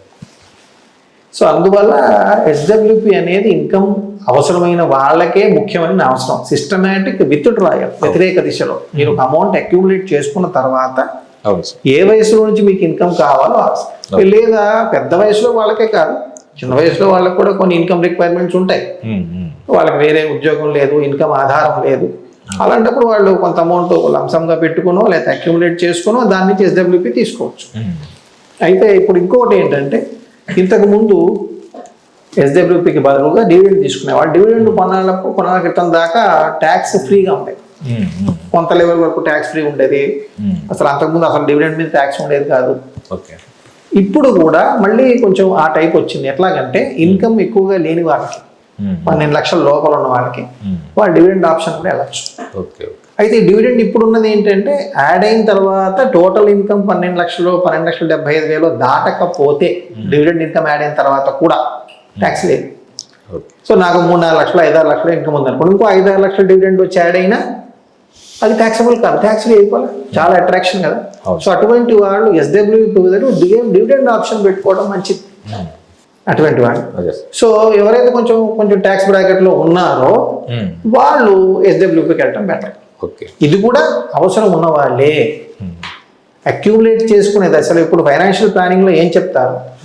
అక్యూములేషన్ దశ ఒకటి ఉంటుంది, ట్రాన్సిషనల్ దశ ఒకటి ఉంటుంది, డిస్ట్రిబ్యూషన్ అంటే ఇన్కమ్ తీసుకునే దశ ఒకటి. సో అక్యూములేషన్ అంటే మనం ఎక్కడైతే దాచాలో ఆ దానికి మనకి SIP STP కావాలి. నాకు చెప్పాను, వ్యాపారస్తులు సీజనల్ ఫ్లో ఉన్న వాళ్ళు STP చేసుకోవడం. పొద్దునే అడిగారు ఒక ఆయన, ఒక మీటింగ్కి వెళ్తే మేము క్లబ్లో, నేను మెంబర్ని అనమాట, బిజినెస్ క్లబ్లో. ఆయన అంటున్నారు, నాకు మా అబ్బాయిది ఎడ్యుకేషన్ లోన్ ఉంది, నేను గ్యారెంటర్గా ఉన్నాను, మరి ఎందుకు అవుతాం తెలియదు నాకు. మా అబ్బాయి కనుక డబ్బులు ఉంచకపోతే ఏదో డేట్ తర్వాత వెంటనే నా అకౌంట్లో కట్ చేస్తున్నారు. నేనేమో ఎస్ఐపి కోసం నేను పెట్టుకున్న అమౌంట్, ఒక్కొక్కసారి ఎస్ఐపి బౌన్స్ అవుతే మరి ఇబ్బంది పడతాం కదా, ఛార్జెస్ వేస్తారు. ఇది కాకుండా ఇంకేదైనా మార్గం ఉందా అన్నారు. ఆయన బిజినెస్ పర్సన్, ఆయన బిజినెస్ పర్సన్ కాదు, ఎవరికైనా ఈ ప్రాబ్లం రావచ్చు. ఏదో ఈఎంఐ ఉంది, కరెక్ట్గా ఈఎంఐను ఎస్ఐపి ఒకే టైంలో ఉందనుకోండి, కొంచెం అటు ఇటుగా ఈఎంఐ బ్యాంక్ వాడి చేతిలో పని టక్కన లాగేస్తారు, ఎస్ఐపికి డబ్బులు ఉండవు. సో ఇట్లాంటి ఏమైనా ఇబ్బందులు ఉంటే ఎస్టీపీ పెట్టుకోవచ్చు. లేదా ఒక 2-3 నెలల ఎస్ఐపికి మనం ముందే అరేంజ్ చేసుకోవటం, ఏదో లేదా వేరే బ్యాంకులో ఎస్ఐపి ఇవ్వడం, అలా చేసుకోవచ్చు. సో ఎస్ఐపి అన్నది ఇప్పటికీ కూడా నన్ను అడిగితే చాలా చాలా బలమైన సాధనం. అయితే ఒకటే, ఎస్ఐపి అయినా ఒక లంసంగా చేయడం అయినా ఒకటేనండి. ఇప్పుడు నాకు సీజనల్ ఇన్ఫ్లో వస్తుంది, ఇన్కమ్ వస్తుంది, అప్పుడు నేను డైరెక్ట్గా కూడా ఈక్విటీ మార్కెట్లో పెట్టుకోవచ్చు, ఈక్విటీ మ్యూచువల్ ఫండ్ పెట్టచ్చు. ప్రొవైడెడ్ ఏంటంటే నేను ఫ్లక్చువేషన్ తట్టుకుని నిలబడతాను, నా లాంగ్ టర్మ్ హొరైజన్ ఉంటాను అంటే పెట్టేసుకోవచ్చు. ఎస్టీపీనే చేయాల్సిన పని లేదు. 10 లక్షలు ఉంది లంసంగా, మార్కెట్ కూడా కాస్ట్లీ జోన్లో లేదు, పర్వాలేదు, రీజనబుల్గా వెళ్తుందంటే పెట్టేసుకోవచ్చు, ఇబ్బంది లేదు. ఎస్ఐపి అన్నది ఎవరికి బెస్ట్ అంటే, ఎవరికైతే చక్కగా మంత్లీ ఇన్కమ్స్ వస్తాయో వాళ్ళు పెట్టుకోవడం లాంగ్ టర్మ్లో చక్కగా ఉంటుంది. దాంట్లో కొంచెం అడ్వాంటేజ్ ఏంటి అంటే, మరి యావరేజింగ్ జరుగుతుంది, దాన్ని dollar cost, rupee cost averaging అంటారు. సో సేమ్ అమౌంట్కి మనము కొంచెం ఎక్కువ యూనిట్లు పొందొచ్చు మార్కెట్ పడినప్పుడు. పడకుండా ఉండదు కదా, మార్కెట్ ఎప్పుడు ఫ్లక్చువేట్ అవుతూ ఉంటుంది. అందువల్ల మేబీ గతంలో ఉన్న అడ్వాంటేజ్ చూసుకుంటే మనము లంసం పెట్టిన దానికంటే ఎస్ఐపిలో కొంత బెటర్ రిటర్న్స్ వస్తాయి. ఈ ఫ్లక్చువేషన్ అప్పుడు కొంచెం ఎక్కువ యూనిట్ వస్తాయి కాబట్టి. కానీ మార్కెట్ చాలా ఒక ప్లేస్ నుంచి ఒక ఇయర్ నుంచి ఒక ఇయర్, ఫర్ ఎగ్జాంపుల్ 2020లో నుంచి 2025కి 3 times పెరిగింది. ఇటువంటి సందర్భంలో ఏం జరుగుతుంది అంటే, నా దగ్గర లంసం ఉంది 2020లో మార్కెట్ లోలో ఉన్నప్పుడు, కానీ నేనేం చేశాను, బ్యాంక్లో పెట్టుకుని అక్కడి నుంచి నేను 10,000 20,000 జమ్మాకి ఎస్ఐపీలో పెడుతున్నాను. బ్యాంక్లో నాకు 3% వడ్డీ వస్తుంది. అప్పుడు మీకు అదే 10 లక్షలు మీరు ఒక ఈక్విటీ ఫండ్లో, హైబ్రిడ్ ఫండ్లో పెడితే దానికంటే చాలా మంచి రిటర్న్స్ వస్తాయి. పిండి కొద్ది రొట్టె. మీరు ఆ 10 లక్షలు మెయింటైన్ చేశారు ఈక్విటీలో, ఒక 15% ఎంతో వచ్చింది అనుకోండి గత 5 ఏళ్లలో, మనకి ఎక్కువ వస్తుంది కదా. ఇక్కడ బల్క్లో మీకు 10 lakhs 3% వస్తుంది బ్యాంక్ ఇంట్రెస్ట్, ఆ 10,000 మీద ఎక్స్ట్రా వస్తుంది రిటర్న్. ఇంకా అర్థమైంది కదా విషయం. సో అందువల్ల మనం డబ్బులు ఉండి కూడా, మనం ఫ్లక్చువేషన్ భరాయించగలిగి ఉండి కూడా ఈక్విటీలోకి వెళ్ళకపోవడం అనేది కూడా పొరపాటే, కోల్పోతాం. అంటే ఇలాగే మార్కెట్ పెరగాలని ఏం లేదు, 10-12% పెరగకుండా ఏమి ఉండదు కదా లాంగ్ టర్మ్లో మార్కెట్ ఈజీ, ఆ రిటర్న్స్ కోల్పోతాం. సో ఇది దాన్ని బట్టి మనం ఆలోచించుకోవాలి, అంతేగాని పర్టికులర్గా ప్రతి రోగానికి ఒకే మందు ఉండదు. అలాగే మనకి ఇన్వెస్ట్మెంట్ గురించి మన ఎడ్యుకేషన్ సిస్టంలో ఎక్కడ కూడా చిన్నప్పటి నుంచి నేర్పడం పిల్లలకి లేదు. అలాగే తల్లిదండ్రులు కూడా ఈ ఒక 10 రూపాయలు ఇస్తే ఒక 2 రూపాయలన్నా సేవ్ అనే కాన్సెప్ట్ కూడా ఎక్కడ మనకి పెద్ద కనపడదు. ఇది ఒక విధంగా మన ఎడ్యుకేషన్ లేకపోవడం చాలా మిస్సం. అప్పుడు అంతిమంగా అందరూ కూడా ఏంటంటే ఉద్యోగం కోసం, డబ్బు సంపాదించడం కోసమే కాబట్టి, వ్యాపారమైనా ఉద్యోగమైనా దీన్ని ఎప్పటి నుంచి అలవాటు చేసుకుంటే బాగుంటుంది. చిన్నప్పటి నుంచి చేయటమే మన పిల్లలకి చేస్తూ, వాళ్ళకి ఒక 10-12 ఏళ్ళు వచ్చేటప్పటికి వాళ్ళకి కొంత ఎడ్యుకేషన్ చేయటం. కొంతమంది క్లయింట్స్ వాళ్ళు పిల్లల్ని నా దగ్గర తీసుకొచ్చి కూర్చోబెడతారు. అవును సార్. కొన్ని సందర్భాల్లో జూమ్లో కూడా చెప్తుంటాం వాళ్ళకి. అలాగే ఫైనాన్షియల్ ఎడ్యుకేషన్ చెప్పాలి సార్. చెప్పకపోతే ఏం జరుగుతుందంటే, ఉన్నట్టుండి వాళ్ళకి ఆదాయం మొదలవుతుంది. ఈ పంచకాలంలో ఏం జరుగుతుంది, స్టార్టింగ్ ప్యాకేజ్ 20 లక్షలు 30 లక్షలు కూడా వస్తుంది సాఫ్ట్వేర్లో, అట్లాంటి వాటిలో. వాళ్ళకి ఏం చేయాలో తెలియట్లా. ఒక 35 ఏళ్ళ కుర్రాడు అనలేము, 35 ఏళ్ళ వ్యక్తి ఉన్నాడు. ఆయన ఏంటంటే మ్యూచువల్ ఫండ్లో కట్టడానికి 5,000కి మించి ఆయన చేయరాలా అంటే అవకాశం కూడా లేదు అక్కడ. బాగా ఎక్స్పెన్సివ్ లైఫ్ స్టైల్ ఆయనకి ఇష్టం. బెంచ్ కారు బాగా, శాలరీ ఉంది 2 లక్షలు, కానీ 55,000 ఎంతో బెంచ్ కార్కి ఈఎంఐ కడుతున్నాడు. ఇప్పుడు ఆయనకి ఎవరు చెప్పాలి, ముందు బెంచ్ కార్ కాదు ఇంపార్టెంట్, నీ ఫ్యూచర్కి, నీ రిటైర్మెంట్కి చూసుకోవాలి. 35 ఏళ్ళు ఆల్రెడీ వచ్చాయి. బయట నువ్వు చేసే ఇండస్ట్రీలో హైర్ అండ్ ఫైర్ పాలసీ ఉంది. ఉన్నట్టుండి ఉద్యోగం పోతే ఎక్కడి నుంచి కడతావు 55,000 నెలకి? ఇదే 55,000 నువ్వు దాచుకుంటే, నువ్వు కొంతకాలానికి నీకు 30-40 లక్షలు 20-30 లక్షలు నీ దగ్గర ఉంటే, అప్పుడు మార్జిన్ అమౌంట్ పెట్టి లోన్ తీసుకొని చేసుకో. నీకు అట్లీస్ట్ ఉంటుంది వెనకాల కొంత.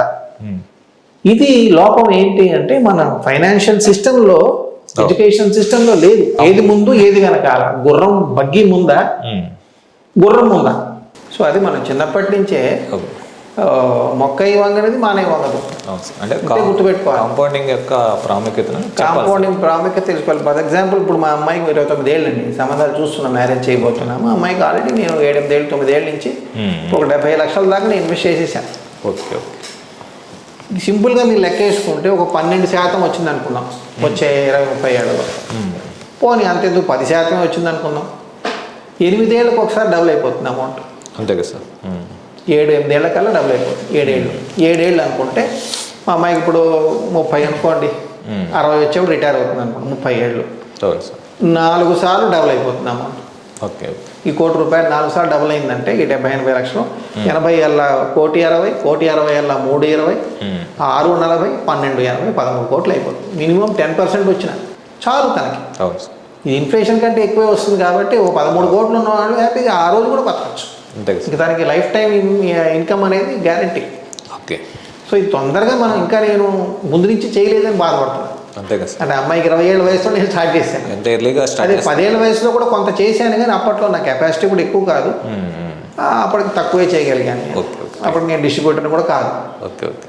నేను అంతవరకు ఎందుకు, నేను నా చిన్నప్పుడు మా నాన్న చెప్పింది లేదు, నేను చేసుకుంది లేదు. మ్యూచువల్ ఫండ్లో పనిచేసిన 14 ఏళ్ళలో నేను మ్యూచువల్ ఫండ్లో రూపాయి దాయలా. ఓకే. పెట్టేవాడిని, మళ్ళీ 50,000, 20,000, 25,000 లాభం నాకని తీసేసేవాడిని. అంత ఇన్కమ్ కూడా లేదు అప్పుడు నాకు. సో వెరసి నాకు నేను బయటకు వచ్చేప్పటికి 0 మ్యూచువల్ ఫండ్లో ఇన్వెస్ట్మెంట్. నాకు పిఎఫ్లో ఉండేది ఒక 6 లక్షలు. మా ఎంప్లాయర్ హౌసింగ్ లోన్ ఇచ్చాడు, ఆ డబ్బులు వడ్డీతో కలిపి ఆయన రికవర్ చేసేసుకున్నాడు, ఇల్లు ఫ్రీ అయింది, నేను రోడ్లో ఉన్నాను. ఓకే. ఇప్పుడు ఆ 10 లక్షలు వాళ్ళు నాకు ఇచ్చిన ఎస్గ్రాషి అమౌంట్ కూడా నేను ఖర్చు చేసేసి ఉంటే, వ్యాపారంలో పోగొట్టుంటే నా పరిస్థితి ఏంటి? అంతే కదా సార్. అప్పుడు నేను రియలైజ్ అయ్యాడు నాకు 40 ఏళ్ళు. సరే ఇన్సూరెన్స్ లేదు, సరే మ్యూచువల్ ఫండ్ వద్దు, వెనకాల ఏమీ లేదు, డబ్బులు లేదు. అప్పుడు రియలైజ్ అయ్యి నేను దీనిలోకి వచ్చిన తర్వాత 2,000, 3,000 సిప్పు చేసుకుంటూ ఇవాళ నేను ఫైనాన్షియల్గా ఫ్రీ అయిపోయాను. ఓకే. నాకు ఫ్యూచర్ అంటే భయం లేదు. ఇంకా నాకు అన్ని రకాల ఇన్సూరెన్స్లు ఉన్నాయి, మ్యూచువల్ ఫండ్లో సఫిషియంట్ అమౌంట్ ఉంది, నా లైఫ్కి సరిపడా. మా అమ్మాయికి కూడా చేసాను, మా ఆవిడికి భయం లేదు. Okay okay. ఈ స్టేటస్ రావడానికి ఫైనాన్షియల్ ఫ్రీడమ్ అంటారు. దీనికి మనం ఏం చేయాలి? ఫస్ట్ నుంచే మనం ప్లాన్ చేసుకుంటే ఇబ్బంది. ఎంత తొందరగా రియలైజ్ అయితే అంత హ్యాపీ. మీ దగ్గర చాలామంది క్లయింట్స్ వస్తుంటారు, మేము కూడా అప్పుడప్పుడు వస్తుంటారు సార్. చాలామంది మా అబ్బాయి చదువుకు ఉపయోగపడ్డాయి, పెళ్ళికి ఉపయోగపడ్డాయి, రిటైర్మెంట్కి ఉపయోగపడ్డాయి. సార్ దాదాపుగా స్టార్ట్ చేసేటప్పుడు ఒక 2 గంటలు కూర్చుని ఎక్కడ రిస్క్ ఉంటుంది, ఎక్కడ ఉండదు, ఇవన్నీ ఎక్స్ప్లెయిన్ చేస్తాను. ఇలా మీలాంటి అనుభవజ్ఞులు చెప్తే ఇన్వెస్టర్కి చాలా బాగా ఉపయోగపడుతుంది సార్. ముఖ్యంగా మనకి ఏదో యూట్యూబ్లో చూసి ఇన్వెస్ట్ చేయడం కన్నా మీలాంటి ఎక్స్పీరియన్స్ ఉన్న పర్సన్స్ చెప్తాం, చాలా మంచిది, ఇన్వెస్టర్లకు బాగా ఉపయోగపడుతుంది. రిటర్న్స్ కూడా దాని తగ్గట్టుగా వచ్చే అవకాశం ఉంటుంది. టైం సేవ్ అవుతుందండి. మనకి ఇప్పుడు పొరపాట్లు చేసి మనం రియలైజ్ అయ్యి టైం కోల్పోతే ఆ టైం వెనక్కి ఎవరిస్తారు? నాకు 40 ఏళ్ళ వయసులో మొదలు పెడితే నేను ఇప్పుడు ఇంత అమౌంట్కి వచ్చేసాను. సో అంటే ఇంత అమౌంట్ అంత అమౌంట్ చెప్పడం బాగోదు కాబట్టి చెప్పట్లేదు. అదే సార్. ఇంకొక 10 ఏళ్ళు అయితే ఇంకా చాలా ఎక్కువ వస్తుంది. అయితే నేను 25 ఏళ్ళ వయసులో రియలైజ్ అయ్యి ఉంటే ఇప్పుడు ఎంత ఉండేది వాళ్ళ. అంతే కదా సార్. సో ఎర్లీ స్టేజ్లో కావాల్సింది మంచి గైడెన్స్. అట్రాక్ట్ అవ్వడం కాదు, నేను యాపిల్ ఫోన్ కొనేయాలి. ఇప్పుడు యాపిల్ ఫోను కొనలేని కెపాసిటీ లేని వాడికి యాపిల్ ఫోన్ ఎందుకు? ఈఎంఐలో తీసుకోవాల్సిన అవసరం ఏముంది? ఒక 10,000, 12,000 పెడితే మీకు ఫోన్ వస్తుంది, కొనుక్కోండి. అది కూడా ఫంక్షనలే కదా. ఎందుకు ఇవాళ కొంతమంది వస్తారు, యాపిల్ ఫోన్ తీసి బయటకు తీసి ఇలా ఆ కొరికిన యాపిల్ బొమ్మ కనిపించేట్టుగా పెడతాడు నా ముందు. అవును సార్. అదే దానివల్ల ఉపయోగం ఏంటి? ఉపయోగం దానివల్ల మీరు చూపించడానికి కోసం బతకద్దు. వారన్ బఫెట్ చెప్పాడు, ఆయన కంటే చెప్పగల కెపాసిటీ కానీ అర్హత కానీ ప్రపంచంలో ఎవరికైనా ఉందా? నేనైతే లేదంట. ఇప్పటికీ ఆయన లైఫ్ ఎగ్జాంపులరీగా బతుకుతాడు. ఆయన అనవసరం ఖర్చు రూపాయి పెట్టడు. ఓకే. మరి ఆయనకి ఎన్ని బిలియన్ డాలర్స్ ఉన్నాయి? లక్షల కోట్లు ఇండియన్ రూపీస్లో చూస్తే ఆయనకు ఉన్నాయి. ఒక్క వేస్ట్ పెట్టడు ఆయన. ఆయన ఏం చెప్తాడంటే అనవసరమైన వస్తువులు కొంటూ వెళ్తే ఒక రోజుకి అవసరమైన అమ్మాల్సి వస్తే అంటాడు ఆయన. సో ఆ బ్యాలెన్స్ మనకు తెలియాలి. నీడేది ఇందాక నేను చెప్పినట్టుగా కోరికే, గొంతెమ్మ కోరికలే ఇంకో సబ్జెక్ట్ దాంట్లో మళ్ళీ. కోరికలు కొంతవరకు నేనే, గొంతెమ్మ కోరికలు మరీ దారుణం. అసలు మనం వెళ్ళకూడదు. మనం ఫస్ట్ సౌండ్ అయిన తర్వాత, ఇప్పుడు నేను కారు కొన్నానండి, ఎప్పుడు కొన్నాను? 14 ఏళ్ళు నేను కొని, ఇప్పటికి మార్చాల. స్పార్క్ కారు అప్పట్లో 3,50,000 పెట్టి కొన్నాను 2011లో.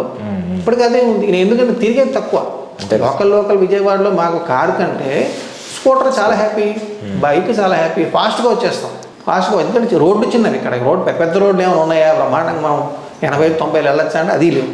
సో అందువల్ల ఆ బ్యాలెన్స్ మనం చేసుకుంటే మనిషికి కొనగల కెపాసిటీ ముఖ్యం, కొనటం ముఖ్యం కాదు. కొనుక్కోవద్దని నేను చెప్పట్లా, అదే సార్. లైఫ్ ఎంజాయ్ చేయండి, బ్యాలెన్స్ చేస్తూ వెళ్ళండి. అవును, అది మీ స్టేటస్ని బట్టి ప్లాన్ చేసుకోండి. ఎవరు ఏది కొనకుండా అందరు దాచారు అనుకోండి, మనకి మ్యూచువల్ ఫండ్లో రిటర్న్స్ రావు.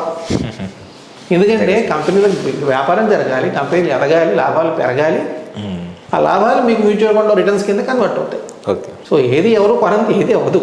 కొనండి, స్థాయి పెంచండి, కొనండి, కానీ రేపటి రోజు ఉందని గుర్తుపెట్టుకొని ప్లాన్ చేసుకోండి. అవును సార్. దాని అవసరాలకు తగ్గట్టు పక్కన పెట్టి అప్పుడు మీరు స్పెండ్ చేసుకోండి, మీ ఇష్టం. అలాగే మనకి మ్యూచువల్ ఫండ్ సంబంధించి ఇప్పుడు ఇండియాలో మ్యూచువల్ ఫండ్ పరిస్థితి ఎలా ఉంది, రేపు భవిష్యత్తులో మ్యూచువల్ ఫండ్ పరిస్థితి ఎలా ఉండబోతుంది, కొత్తగా ఇన్వెస్టర్స్కి మీరు ఇచ్చే సలహా ఏంటి sir? Mutual funds ever green అండి. అంటే నేను మ్యూచువల్ ఫండ్స్ అమ్ముతున్నాను కాబట్టి గొప్ప అని చెప్పడం కాదు. ముందు చూసుకోవాల్సింది ఏంటంటే మీకు రిటర్న్స్ ఇంత ఇస్తామని చెప్పడం కాదు, రిటర్న్స్ రాగలిగే అవకాశం ఉందా. ఒకటి ఇందాక నేను చెప్పినట్టు ఆర్థికాభివృద్ధి ఉండాలి ఎకానమీలో, ఆర్థిక వ్యవస్థ బాగుండాలి. మనకి ఏంటంటే ప్రపంచంలో జనాభాలో ప్రతి 6గురిలో ఒకళ్ళు ఇండియాలోనే ఉన్నారు. ఇవాళ చైనా దాటేసాం జనాభాలో. ఇంకోటి ఏంటి, మనం డెమోగ్రఫిక్ డివిడెండ్ అంటాం, అంటే తక్కువ వయసు ఉన్న వాళ్ళు ఎక్కువ మంది ఉన్నారు. 60% జనాభా 40 దిగువ ఉన్నారు. వీళ్ళందరూ సంపాదించే వయసులో ఉన్నారు, ఖర్చు చేసే వయసులో ఉన్నారు. కాబట్టి సేవ్ కూడా చేయాలి కదా, అవసరం కదా. మ్యూచువల్ ఫండ్ ఇందాక నేను చెప్పినట్టు డెమోక్రటిక్ వే ఆఫ్ ఇన్వెస్ట్మెంట్, చక్కగా ఫ్లెక్సిబిలిటీ, ట్రాన్స్పరెన్సీ, ప్రొఫెషనల్ మేనేజ్మెంట్, ఇవన్నీ దీంట్లో. అన్నిటికి మించి రెగ్యులేషన్, సెబీ రెగ్యులేట్ చేస్తాం. సెబీ పెట్టిన రూల్స్ ఒక్కోసారి మాకు చాలా ఇబ్బందిగా ఉంటాయి, కానీ మంచికి అంతే కదా సార్. అవి ఎవరికి మంచి, సెబీ వాళ్ళు ఏం చెప్తారు, sebi.gov.inలో మీరు వెళ్తే ఇన్వెస్టర్ ప్రొటెక్షన్ వాళ్ళది మెయిన్. అంతే కదా సార్, మెయిన్ సెబీ ఉన్నది ఇన్వెస్టర్ ప్రొటెక్షన్ కోసం, దేనికోసం కాదు. ఫస్ట్ 90%, 10%, 20% ఈ market development, capital market development కూడా చూస్తారు. అంటే వాళ్ళు రకరకాల కొత్త సాధనాలు మార్కెట్లోకి రావటం, ఇదనే కాదు, షేర్ మార్కెట్ని వాళ్ళే కంట్రోల్ చేస్తారు. కంపెనీలు మార్కెట్లోకి వెళ్ళి డబ్బులు తెచ్చుకోవాలంటే వాళ్ళ పర్మిషన్ తీసుకోవాలి, ఇవన్నీ ఉంటాయి. బ్యాంకులు మటుకు ఆర్బీఐ కింద. సో ఇట్లా రెగ్యులేషన్ కింద మ్యూచువల్ ఫండ్ ఉన్నప్పుడు ఇటీవలే మళ్ళీ మ్యూచువల్ ఫండ్ రెగ్యులేషన్స్ని మొత్తం ఓవర్హాల్ చేశారు, ఖర్చులు తగ్గించారు. ఇందాక నేను చెప్పిన టీఆర్ టోటల్ ఎక్స్పెన్స్ రేషియో కూడా తగ్గించారు. ట్రాన్స్పరెన్సీ చాలా ఎక్కువ, ఏం జరుగుతుందని మనం భయపడాల్సిన అవసరం లేదు. ఈ రెగ్యులేషన్ వల్ల, నియంత్రణ ఉండటం వల్ల మనం హ్యాపీగా ఉంటాం, అది మెయిన్ థింగ్. అట్లాంటి వాటిలోనే చేసుకోవాలి. అలాగే మనకి ఇండియాలో మ్యూచువల్ ఫండ్స్ సంబంధించి ఇండియన్స్ ఎక్కువ ఇన్వెస్ట్ చేస్తున్నారా, ఫారినర్స్ ఎవరైనా ఎక్కువ ఇన్వెస్ట్ చేసే అవకాశం ఉంది? ఇండియన్సే. ఇక్కడి నుంచి ఫారిన్లో చేసే మ్యూచువల్ ఫండ్స్ ఉంటాయి, కానీ ఆర్బీఐ ఒక లిమిట్ పెట్టింది, $7 బిలియన్ ఏమో మొత్తం ఇండస్ట్రీకి. ఎందుకంటే ఫారిన్ ఎక్స్చేంజ్ కావాలి, డాలర్లో కావాలి మోస్ట్లీ, మనకి డాలర్లు తక్కువ ఉంటాయి కదా, అందువల్ల ఆ లిమిట్ పెట్టింది. ఇప్పుడు చాలా కంపెనీల్లో ఫారిన్ ఫండ్స్ ఆపేశారు తీసుకోవడం, సబ్స్క్రిప్షన్. చాలా మంది తెలియదు ఈ విషయం. కొన్ని మనం రిటర్న్స్ చూసి అనుకుంటాము భలే ఉందే పెట్టేయచ్చు అనుకుంటాం. ఇది బేసికలీ పాస్ట్ రిటర్న్స్, మళ్ళీ అది రిపీట్ అవుతుందని నేను చెప్పలేను. ఎందుకంటే మన మార్కెట్ లాస్ట్ 1.5 yearలో అంత పర్ఫామ్ చేయకపోయినా ఫారిన్ మార్కెట్స్ బాగా పర్ఫామ్ చేస్తాయి, అందువల్ల మనకు కనిపిస్తాయి. సో ఈ టెంపరీ ఫినామినా, ఇదేం లేదు, పర్మనెంట్ కాదు. సో ఫారిన్ నుంచి ఇండియన్ మ్యూచువల్ ఫండ్లో చేసేవాళ్ళు ఎవరు అంటే ఫారిన్ ఇన్స్టిట్యూషనల్ ఇన్వెస్టర్స్ ఉంటారు, వాళ్ళు ఎక్కువ చేస్తారు. వాళ్ళు ఎవరు, అక్కడ ఉన్న ఇన్సూరెన్స్ కంపెనీలు, అక్కడ ఉన్న మ్యూచువల్ ఫండ్స్, వీళ్ళే. వాళ్ళు మ్యూచువల్ ఫండ్స్లోనూ చేస్తారు, షేర్ మార్కెట్లోనూ చేస్తారు, డెట్ మార్కెట్లోనూ చేస్తారు ఫారిన్ నుంచి. సో ఎక్కువగా ఇండియన్ మ్యూచువల్ ఫండ్ ఎక్కువ భాగం ఇండియన్స్ రెసిడెంట్సే చేస్తారు. Okay sir. అలాగే మనకి దాదాపు మీకు 35 years ఎక్స్పీరియన్స్ సార్ మ్యూచువల్ ఫండ్లో డిస్ట్రిబ్యూటర్గా. తర్వాత మీరు దాదాపు ఒక 20 సంవత్సరాల దాకా ఎక్స్పీరియన్స్ ఉంది. ఈ 20 సంవత్సరాలు డిస్ట్రిబ్యూటర్గా ఉన్నప్పుడు మార్కెట్ ఒడిదుడుకులు వచ్చినప్పుడు మీరు ఎలా ఎదుర్కొన్నారు, దానికి ఏమైనా సీక్రెట్ ఉందా? నేను చెప్పినట్టుగా 2008లో 2020లో కొంచెం మేజర్ మధ్య మధ్యలో కొంత రేంజ్ బౌండ్ మార్కెట్స్ అంటే 2 ఏళ్ళు 3 ఏళ్ళు పెరగకపోవడం అక్కడెక్కడ కొట్టుకోవడం అలా జరిగింది, కానీ క్రాష్ అవ్వడం క్రాష్ అయింది ఈ 2 సందర్భాల్లోనే. నేను 2008కి వచ్చేప్పటికి నేను అంతకుముందు 1 year 1.5 year బ్యాకే స్టార్ట్ చేశాను కాబట్టి నాకు పెద్దగా ఎక్కువ మంది కస్టమర్లు లేరు, ఎక్కువ అమౌంట్ లేదు, పెద్దగా సఫర్ అవ్వాలి. అప్పుడు 2020లో ఏమైందంటే అసలు అందరూ ఒక డేజ్లోకి వెళ్ళిపోయారు. ఏం జరుగుతుందో ఎవరికి తెలియదు, ప్రాణాలు అడిచేతిలో పెట్టుకుని ఉన్నారు. కానీ ఎవరు సిప్ ఆపేస్తామన్నవాళ్ళు తక్కువ, తీసేసుకుంటామన్న, ఎందుకంటే అంత షార్ట్ పీరియడ్లో అంత తగ్గిపోయింది కదా. ఇప్పుడు ఏం చేసినా ఏంటి, ముందు మనం ఆ రోగం రాకుండా కాపాడుకుందాం అన్నట్టుగా ఉన్నారు. కానీ లక్కీగా అయింది 1 yearలో మళ్ళీ రికవర్ అయిపోయింది కాబట్టి ఎక్కువ ప్రాబ్లం జరగలేదు. మేము చేసిన తప్పు నేను అనుకోవటం ఏంటంటే పర్సనల్గా ఆ టైంలో ఎక్కువగా మోటివేట్ చేయాల్సింది. ఇది బాగా తగ్గింది, మీకు ఏదైనా ఫిక్స్డ్గా ఉన్నవి దీంట్లో అప్పుడు చేయాలని చెప్పాలన్నా కానీ ఏమవుతుందంటే మెడికల్ ఎమర్జెన్సీ కోసం వాళ్ళు ఉంచేసుకున్న వాళ్ళు ఉన్నారు. సో కష్టపడి మేము ఒక 3-4 నెలల్లో ఒక 3-4 కోట్లు 5-6 కోట్లు పెట్టించాం అడిషనల్గా, కానీ మరీ ప్రెషరైజ్ చేయలేకపోయాం ఆ టైంలో. ఎందుకంటే నేను పాజిటివ్గానే చూస్తాను, అలాంటి సందర్భాలు మళ్ళీ రావు. అవును, మార్కెట్ బాగా పడిపోయినాయి. మనకి వారన్ బఫెట్ అంటే మార్కెట్ ఎప్పుడు రెడ్ కలర్లో ఉంటుందో బాగా పడిపోతుందో అప్పుడు ఇన్వెస్ట్ చేయాలి. ఇప్పుడైతే గోల్డెన్ ఆపర్చునిటీ పెరుగుతుందో గ్రీన్ కలర్లో ఉంటుందో అప్పుడు ఇన్వెస్ట్ చేయడం కాదు అని చెప్తుంటారు సార్. అందువల్ల మంచి ఆపర్చునిటీ అటువంటి వాటిల్లో మేము చెప్తాం, మీకు అవకాశం ఉంటే కొంచెం పెట్టుకోండి చెప్తాం. కానీ ఎందుకంటే అన్ని పాజిటివ్గానే ఉన్నాయి. మన దేశం వరకు మనం ఇబ్బంది పడాల్సిన పరిస్థితి నాకైతే కనిపించలేదు. ఎప్పుడైతే మనం ఆర్థిక మాంద్యం అలా వస్తుందో ప్రాబబ్లీ ఇప్పుడప్పట్లో అలాంటి పరిస్థితులు మన దేశానికి అయితే లేవు. ఇందాక చెప్పిన ఫ్యాక్టర్స్ మీరు గుర్తుపెట్టుకుంటే ఎక్కువ మంది సంపాదించే వాళ్ళు ఉన్నారు, చిన్న వయసులో వాళ్ళు ఉన్నారు. గవర్నమెంట్ కూడా చక్కగా కృషి చేస్తుంది ఆర్థిక వ్యవస్థని ఏ విధంగా పెంచాలా. అవును సార్, నిరంతరం అహర్నిశలు మనకు తెలుస్తుంది. మనం వార్తల్ని ఫాలో అయితే వాళ్ళు ఏ డైరెక్షన్లో ఏమేమి చేయాలి, ఎంప్లాయ్మెంట్ ఎలా జనరేట్ చేయాలి పోటీ పడుతున్నారు. స్టేట్స్లో కూడా మీరు చూస్తే కొన్ని స్టేట్స్ కొన్ని రియలైజ్ అవ్వలేదు, వాళ్ళ నాయకత్వం మనం ఆ రంగంలోకి వెళ్ళకూడదు, మనం రాజకీయాల్లోకి వెళ్ళకూడదు. కానీ వాళ్ళు ఆ నాయకులు రియలైజ్ అవ్వకపోవటం వల్ల వాళ్ళ స్టేట్కి వాళ్ళు ఏం ప్లాన్ చేయట్లేదు. కానీ ఎవరైతే డైనమిక్గా ఉన్నారో స్టేట్ గవర్నమెంట్ చీఫ్స్ వాళ్ళు చూడండి ఎలా పోట్లాడుకుంటున్నారు దీనికి ఇన్వెస్ట్మెంట్ తెచ్చుకోవడానికి. ఇన్వెస్ట్మెంట్ వస్తే ఏం జరుగుతుంది, కొత్త ఫ్యాక్టరీలు, కొత్త సాఫ్ట్వేర్ కంపెనీ ఇవన్నీ వస్తాయి, ఎంప్లాయ్మెంట్ జనరేషన్ అవుతుంది, ఆర్థిక అభివృద్ధి జరుగుతుంది. గవర్నమెంట్ కూడా ట్యాక్సులు పెరుగుతాయి, గవర్నమెంట్ మంచి మీకు ఫెసిలిటీస్ ఇవ్వగలరు. రోడ్లు అయినా కానీ ఎలక్ట్రిసిటీ అయినా కానీ ఇంకోటి అయినా. ఈ ఫ్రీ ఇవ్వటాలు కాదండి గవర్నమెంట్ చేయాల్సింది, ఫ్రీ ఇవ్వటాలు కాదు. ఇది ఎన్నాళ్ళు మీరు రోజు చేపను తీసుకొచ్చి పెట్టడం, ఇంగ్లీష్లో సామెత అన్నమాట, రోజు చేపను ఇచ్చాడంటే ఎన్నాళ్ళు చేప ఇస్తాడు, చేప పట్టుకోవడం నేర్పించాలి కదా. సో అలా కొన్ని స్టేట్ గవర్నమెంట్ కూడా ఎంప్లాయ్మెంట్ జనరేషన్ మీద చాలా గట్టిగా కృషి చేస్తున్నాయి. మీరు గమనిస్తే అది మన లక్, మనం ఆ స్టేట్లో ఉండకపోవడం అనేది మనం చెప్పలేము. మనం బై చాయిస్ కొంతమంది మీరు గమనిస్తే కొన్ని స్టేట్లలో డెవలప్మెంట్ చాలా కాలం పాటు ఉండకపోవటం, వెనక్కి వెళ్ళిపోవటం జరిగితే ఆ స్టేట్లలో మీరు గమనిస్తే యువత అక్కడి నుంచి బయటకు వచ్చేస్తుంది. లక్షల మంది బయటకు వచ్చేసారు కొన్ని స్టేట్లు, నేను చెప్పని పేర్లు, బయటకు వచ్చేసి వాళ్ళు వేరే చోట ఉద్యోగాలకు వెళ్ళిపోతున్నారు. ఎందుకు అక్కడ వాళ్ళు కళ్ళ ముందు కనిపించట్లా, ఫ్యూచర్ లేదు అక్కడ. సో ఎంప్లాయ్మెంట్ జనరేషన్ ఎక్కువ మంది ఉద్యోగాలకే వెళ్తారు కదా, అందరూ ఫ్యాక్టరీలు పెట్టేసి ఆఫీసులు పెట్టేసి వ్యాపారాలు పెట్టేసి వాళ్ళు ఉండరు కదా. అందువల్ల ఇది ముఖ్యం, ఈ రకంగా మనం చూసుకోవాలి. ఓకే సార్, చాలా థ్యాంక్స్ సార్. మీరు ఇప్పటి వరకు మ్యూచువల్ ఫండ్ సంబంధించినటువంటి ఇన్వెస్ట్మెంట్స్ గురించి వేటిని ప్రామాణికంగా తీసుకోవాలి, అలాగే ఏ విధంగా ముందుకెళ్ళాలి, ఇలాంటి విషయాలన్నీ కూడా మీ యొక్క సమయాన్ని వెచ్చించి తెలియజేసినందుకు చాలా ధన్యవాదాలు సార్. దీనివల్ల ఎవరికైనా ఉపయోగం కలగాలని చెప్పడం కానీ వ్యాపారాత్మకం మటు కాదు ఇది. నా దగ్గర ఇన్వెస్ట్ చేయమని కాదు, ఓకే ఎవరన్నా సలహా అడిగి ఇన్వెస్ట్ చేయాలంటే ఆల్వేస్ వెల్కమ్ అనుకోండి.